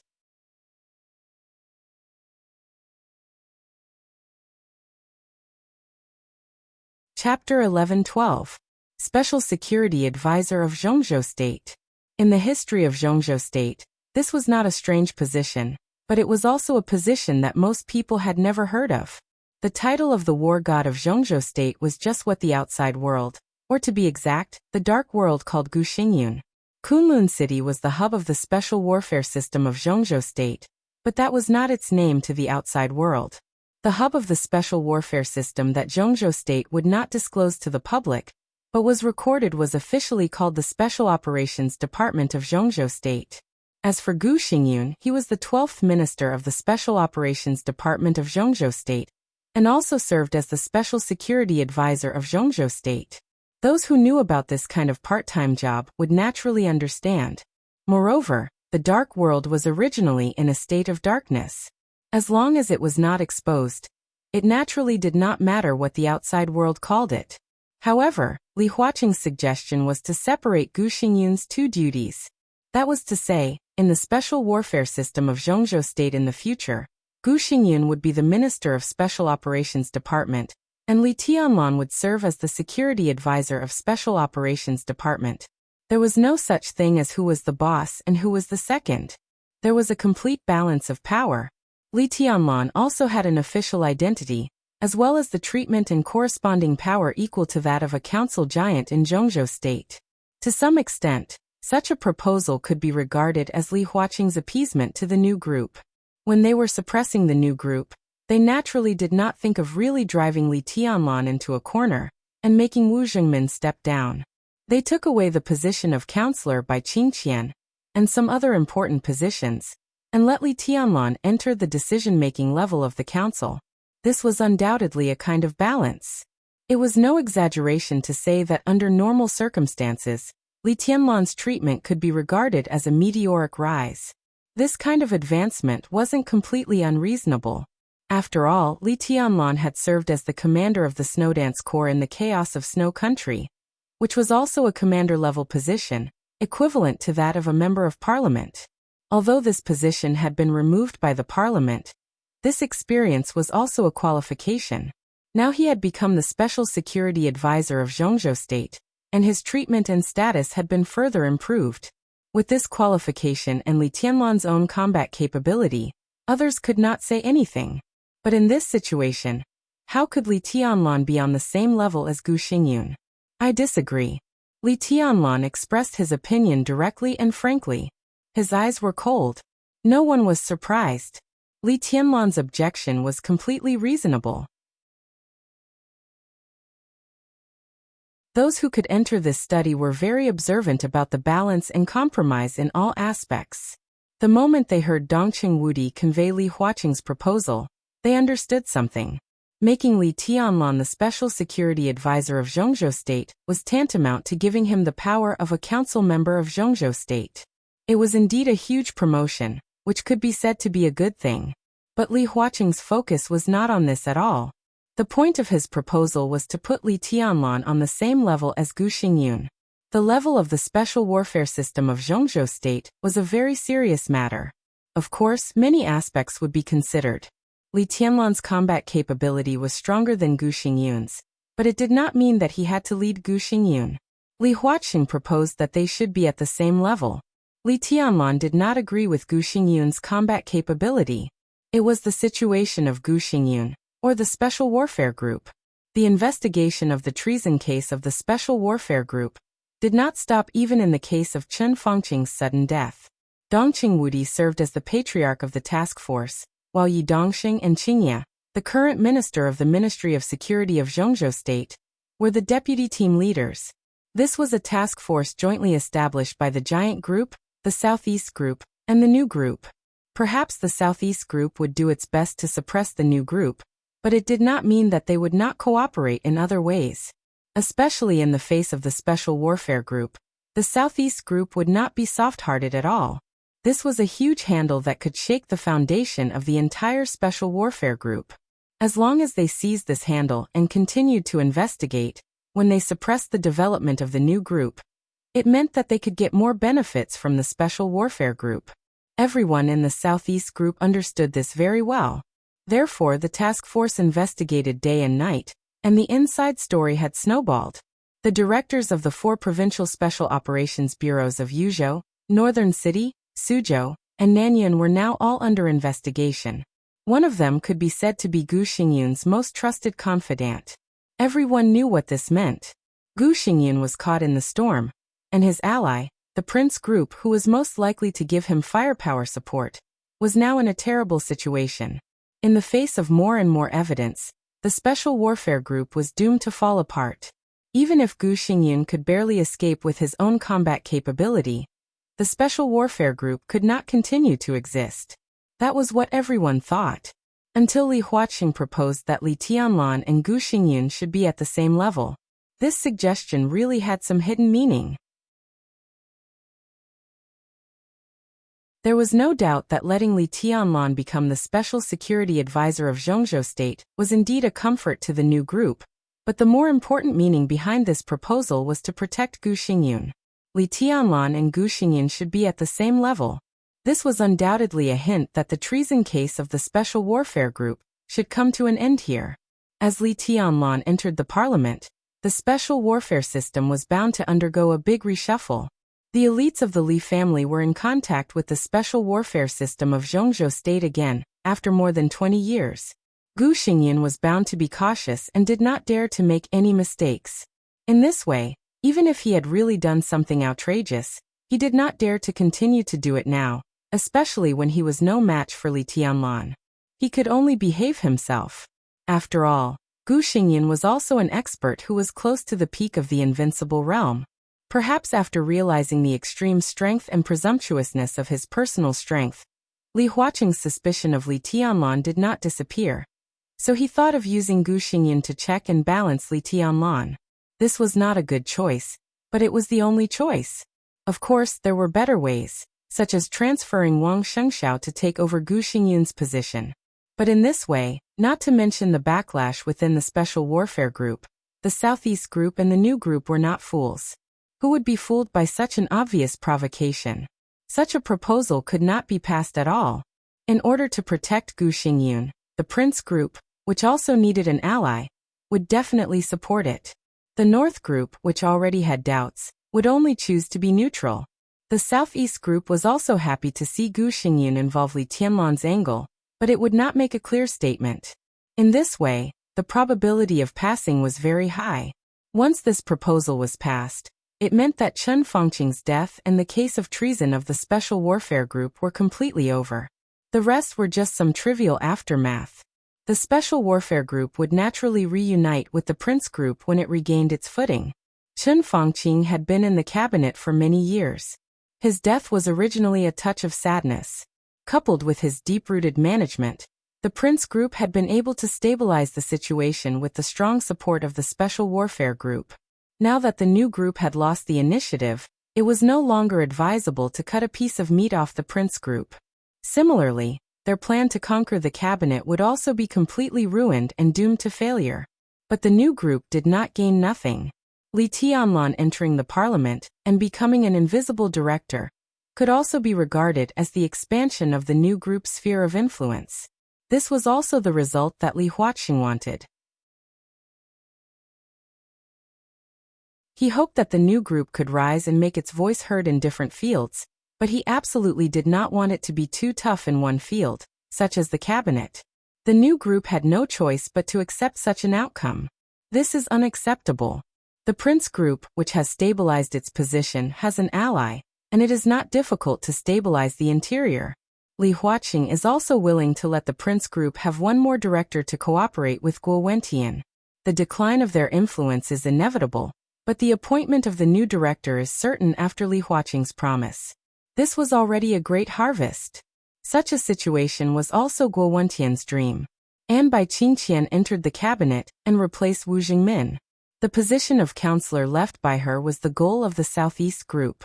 The Prince Group wanted the position of the new director, the Giant Group wanted to protect the new group, and the new group wanted to stabilize itself. No one would compete with the Southeast Group. Li Huaqing was also ready to unite most of the forces to promote Hua Xingyang as the prime minister. So the Southeast Group would get the position of the counselor as it wished. And the academics also achieved their set goals. Li Huaqing was re-elected, and Hua Xingyang was the prime minister. In the next 5 years, the academics would be completely strong. It was already a great harvest for the Special Warfare Group to be able to stabilize its position. Naturally, it would not ask for too much. And the deal between the North Group and the new group would not let each other down. In this way, the situation between the six would be completely obvious. The new group, the Special Warfare Group, and the Prince Group were all losers, but they also gained something. The Giant Group and the North Group did not lose or win, but they also got what they needed. As the victors, the Academics and the Southeast Group had their gains, but at the same time, they had to pay. The most important thing was that after this, the entire Zhongzhou state would become stable. Stability was always the overriding factor. Victory and failure, balance and compromise, every move of the major groups was between advance and retreat. No one left dismally. After reaching a situation that everyone could accept, the stability would continue. They never tried to destroy any strong group, but they could freely advance and retreat. This was the key to Li Huaqing's success today, and it was also the style of the Academics. Now it seemed that it was undoubtedly very clever. Countless thoughts were running in Li Tianlan's mind, and he suddenly said, "What's the result?" "No result." Zhou Mulin suddenly smiled. "The pressure is great, but I can still stand it for the time being." But he shook his head and did not continue. Li Tianlan already understood what he meant. If there was no hope of a comeback, then this result was the best result. Li Huaqing protected Gu Xingyun. Although they were somewhat unwilling, they could only accept it for the time being. After all, it was not a bad thing for them that Li Tianlan entered the parliament. Moreover, the difference in combat strength between Li Tianlan and Gu Xingyun was extremely obvious. But in the environment of the special warfare system, Li Tianlan's strength would not be shaken at all because of his shallow foundation. The initiative was already on Li Tianlan's side. Li Tianlan was also very clear why there was no result at this plenary meeting. The only explanation was that although Dongqing Wudi and the others resisted the pressure to express their opposition, such opposition would obviously not be too firm. This also meant that they had the possibility of agreeing, but the details still needed to be discussed.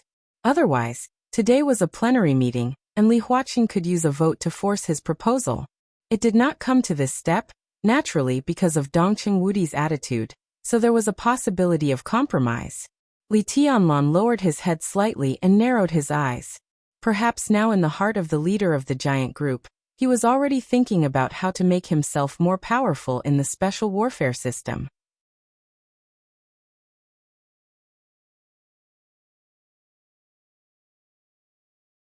Chapter 11-13. Let's wait a little longer. Li Tianlan was silent for about 4 or 5 minutes before he leaned back on the sofa and said softly. Dongqing Wudi nodded and said, Li Huaqing didn't force his proposal through at the plenary meeting today, because Dongqing Wudi and others didn't refuse firmly.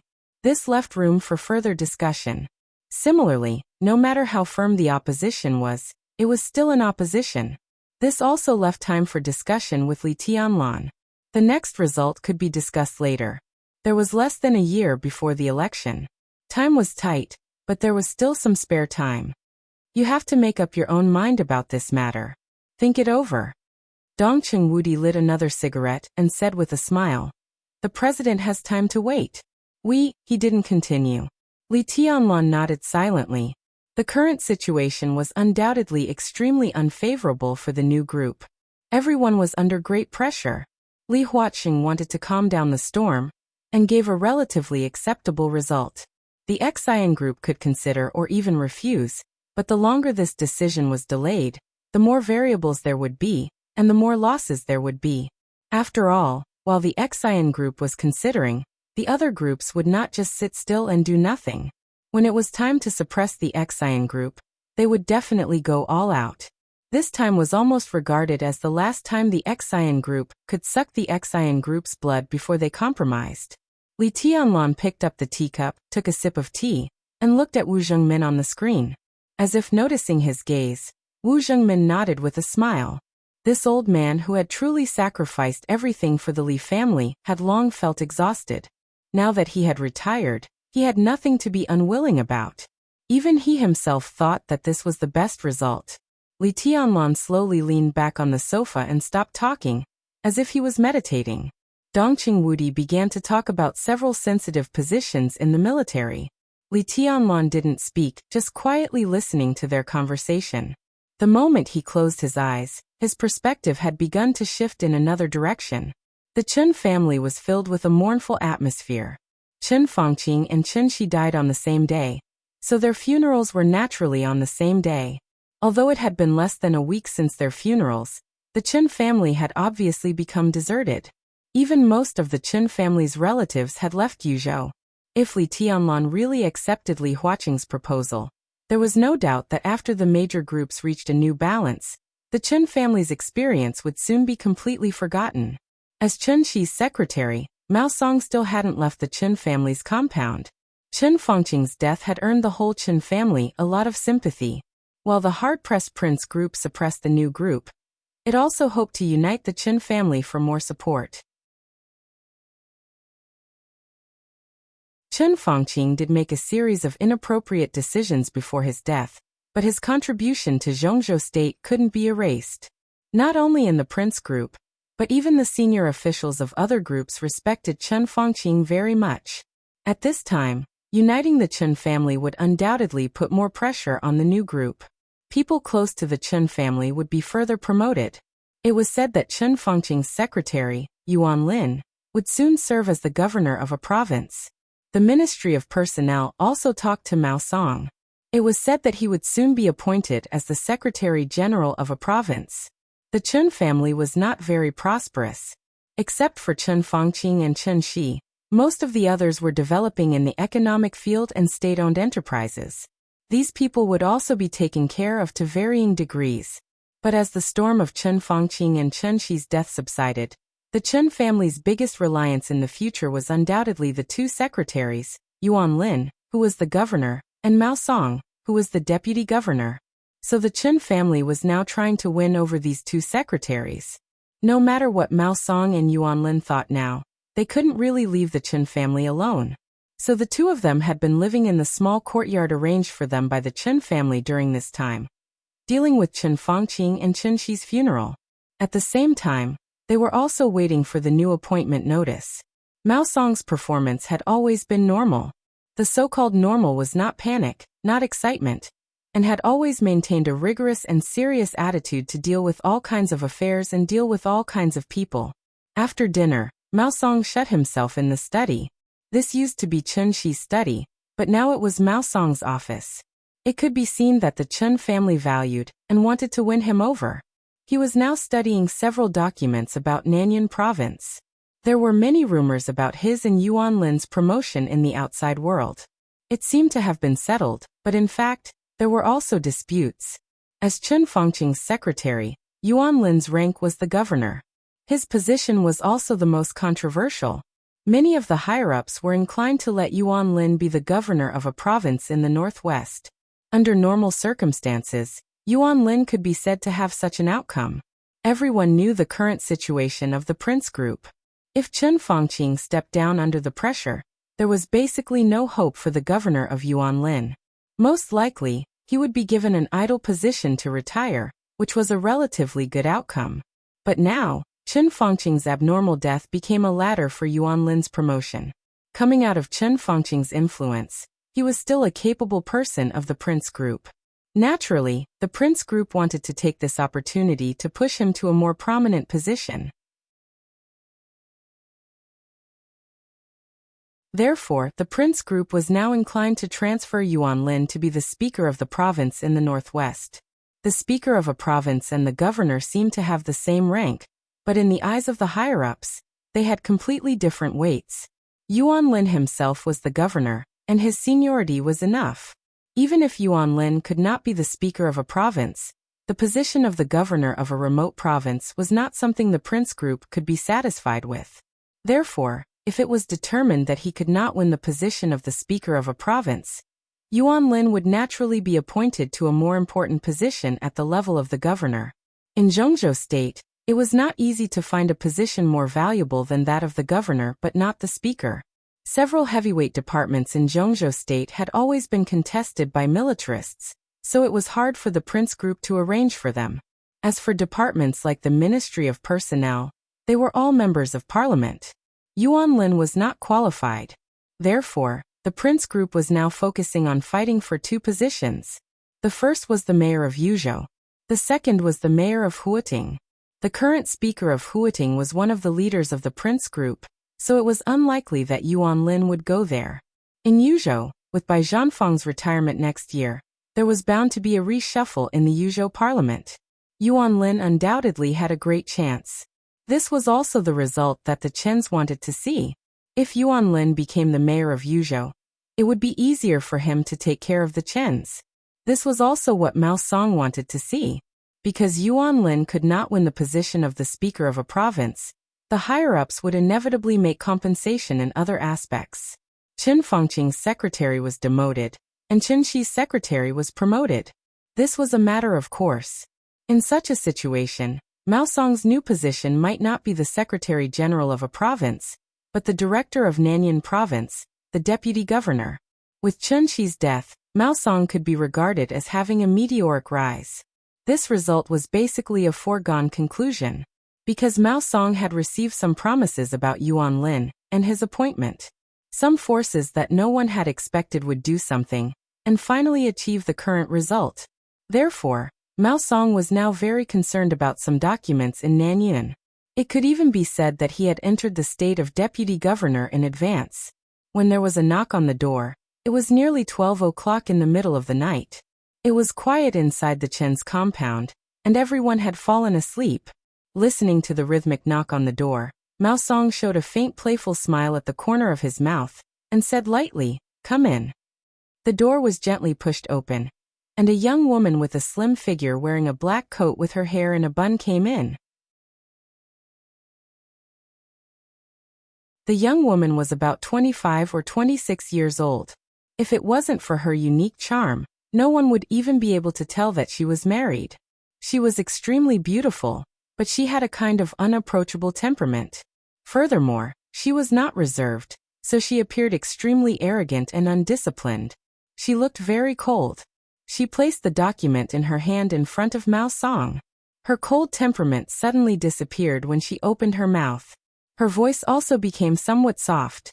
"Brother Mao, this is the document you wanted." Mao Song opened the folder casually. The folder was empty. Mao Song smiled softly. The young woman's name was Chen Yao, and she could be considered as Qin Fangqing's granddaughter. Although she was not the direct granddaughter, they were very close. Chen Yao's biological grandfather was Qin Fangqing's biological elder brother. With such a relationship, Chen Yao was naturally one of the core members of the Qin family. Mao Song had seen Chen Yao a few times before, and his impression of her was that of a very proud and reserved little woman. He heard that she got married at the beginning of last year, and was extremely strong at home. He himself was also a senior executive of a large company, so he did have the right to be proud. "Can this document satisfy me?" Mao Song knocked on the empty folder with a pen, and his voice was low. Chen Yao gently bit her pink lips. Under the light, her red lips glowed with an extremely soft luster, and looked incomparably sexy. "It's all done according to your request." With a little embarrassment and shame, as well as a touch of charm and welcome, Chen Yao said in a low voice. Mao Song pulled Chen Yao into his arms. There was a touch of struggle and hesitation in Chen Yao's eyes, and then it turned into helplessness, looking delicate and pitiful. Mao Song unhurriedly took off Chen Yao's coat. His breathing began to gradually quicken. Under the coat was a piece of snow-white smooth, silver high heels, black stockings. Other than that, there was nothing else. Not bad. Mao Song smiled very comfortably. Chen Yao, who was trembling all over, lowered her head, and became more and more embarrassed. "Kneel down, I'll give you a facial mask." Mao Song smiled and pressed Chen Shishua down. Her fair and tender shoulders slowly pressed her into the desk with incomparable toughness. A few seconds later, a pair of small trembling hands moved slightly along his legs.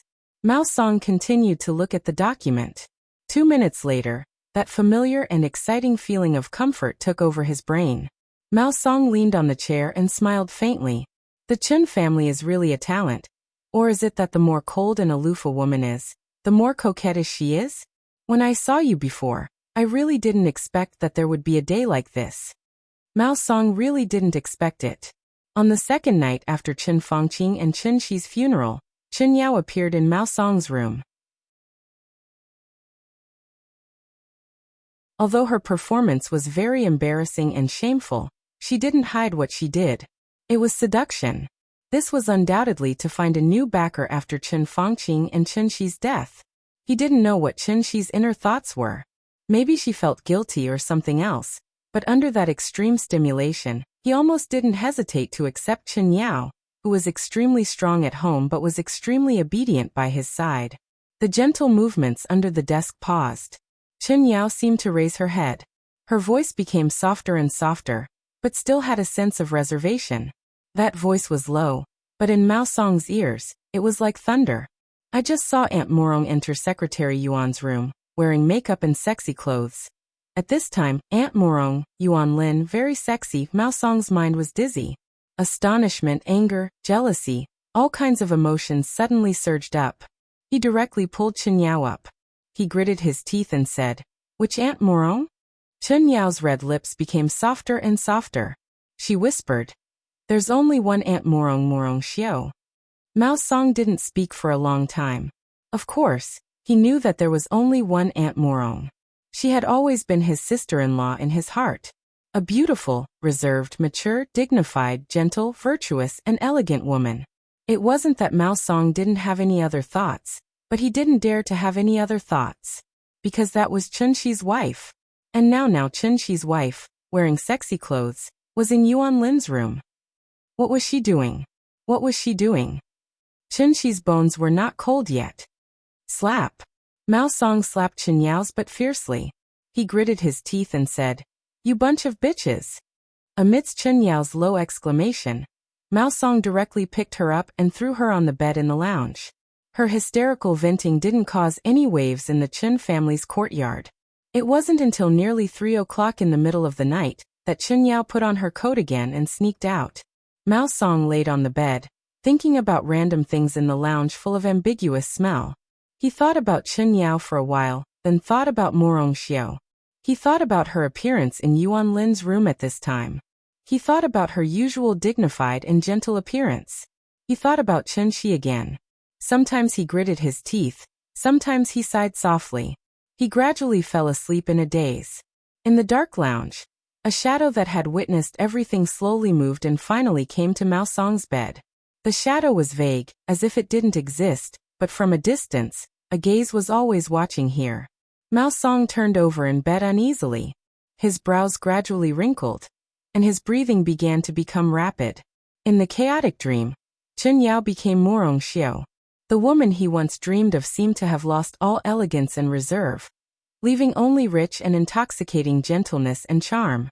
She obediently knelt in front of his door. Bang! In the dream, the sound of the door breaking sounded. Chen Shi stood outside the door with a twisted expression, staring at him. A Chen Shi covered in blood from head to toe. Chen Shi rushed over directly and firmly choked his neck. No. Mao Song suddenly woke up from the dream with a scream. His body curled into a ball, and he kept muttering to himself, "I didn't kill you, I didn't kill you. Governor, let me go. I didn't kill you." The gaze that had been cast on Mao Song was withdrawn. The vague shadow in the lounge rushed out of the Chen family's courtyard in an instant, and turned into a black windbreaker. The windbreaker was completely unfolded. A meteor suddenly crossed the sky over the Chen family's courtyard. The next second, the windbreaker appeared inside the Bai family's manor and automatically hung on the hanger. In the bedroom, Li Tianlan gently hugged Qin Weibai, played with her hair, and smiled slightly. The breakthrough was found. And it was an unimaginably good breakthrough.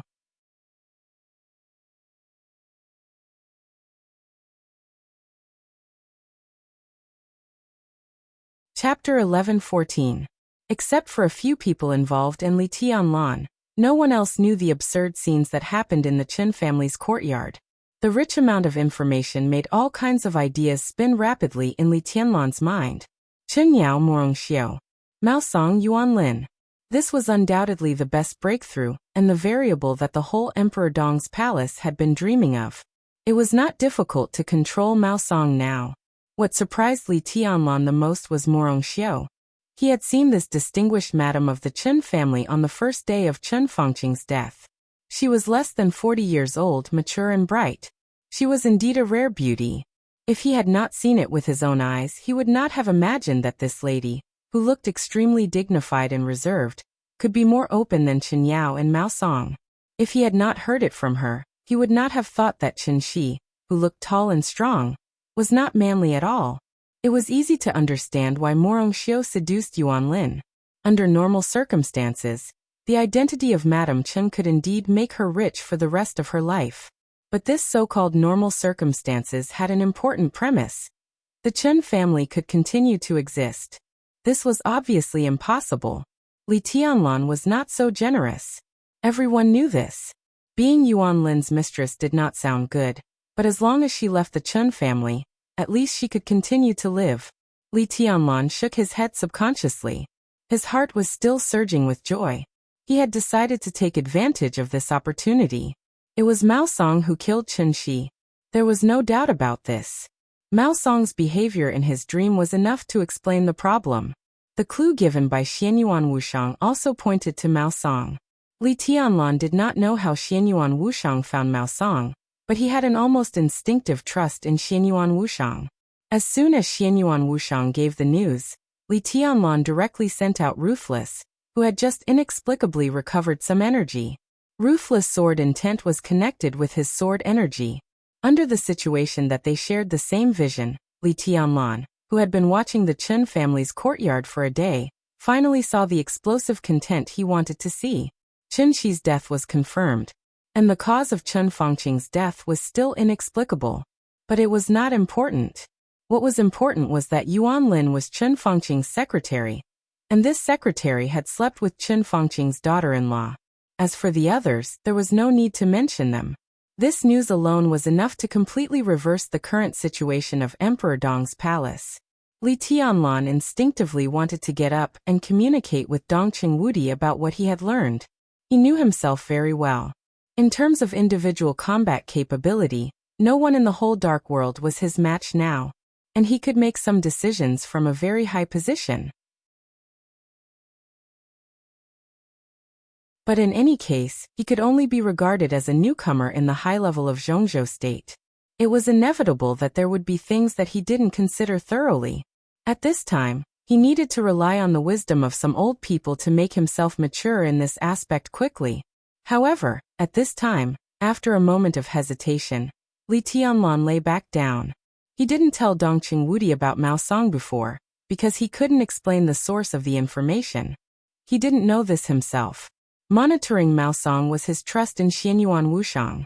Now that he had made a major discovery, there was no need to explain the source of the information. A faintly discernible sword intent slowly bloomed from Li Tianlan's fingertips, matching with Heartless. Lian. Heartless, hanging on the hanger, disappeared in the Bai family's manor. The next second, the black trench coat kept splitting into shadows in the Chen family's courtyard, almost covering the entire courtyard in an instant. From now on, everyone in the Chen family was in Li Tianlan's sight, and the only thing he needed to do was to wait for an opportunity. An opportunity for Chen Yao and Morong Xiu to climb into Mao Song's and Yuan Lin's beds respectively. Li Tianlan's body relaxed slightly, and his arm around Qin Weibai slightly tightened. Qin Weibai, who was sleeping soundly in his arms, obediently turned over with the slight strength and buried her face in his arms. A delicate fragrance floated. Li Tianlan closed his eyes, relaxed his spirit, and gradually became in a trance. Late nights in the village were far more lively than at night. Within a few days of coming to the village, Li Guangtu had to change his schedule. He slept during the day and went out at night. Otherwise, he could hardly rest at night. On one side of the village, Gu Xingyun's aura had become more and more obvious. The aura had been increasing from beginning to end. In just a few days, it had entered the real threshold of the peak of the invincible realm, and it was still growing. Now it was close to the peak of the invincible realm. That was the level before he, Wang Tianzong, Lin Fengting, and others broke through. According to Jiang Shangyu, when Gu Xingyun reached that level, everything should stop. Whether he could break through from the invincible realm to the level they were at now depended on himself in a short time. Li Guangtu's purpose here was very simple. At Jiang Shangyu's invitation, he came here to protect Gu Xingyun. This is only the surface of things. Jiang Shangyu's real purpose might be to show sincerity, or it might also be a deterrent. He saw a lot of things in this base, especially the villagers here. Their extraordinary physical fitness meant too many possibilities. Protect? It was almost impossible for Gu Xingyun to encounter any variables here. In fact, the strength of these people in the village was what Jiang Shangyu wanted to show Li Kuangtu the most. Li Kuangtu didn't want to admit it, but he had to admit that in a few days, he had gradually lost some of his detached mentality. He had never looked down on Jiang Shangyu. The phrase "the younger generation will surpass the older" was used to the extreme by Jiang Shangyu. But it didn't mean that Li Kuangtu really thought that Jiang Shangyu could be on an equal footing with him. The Jiang family was alone.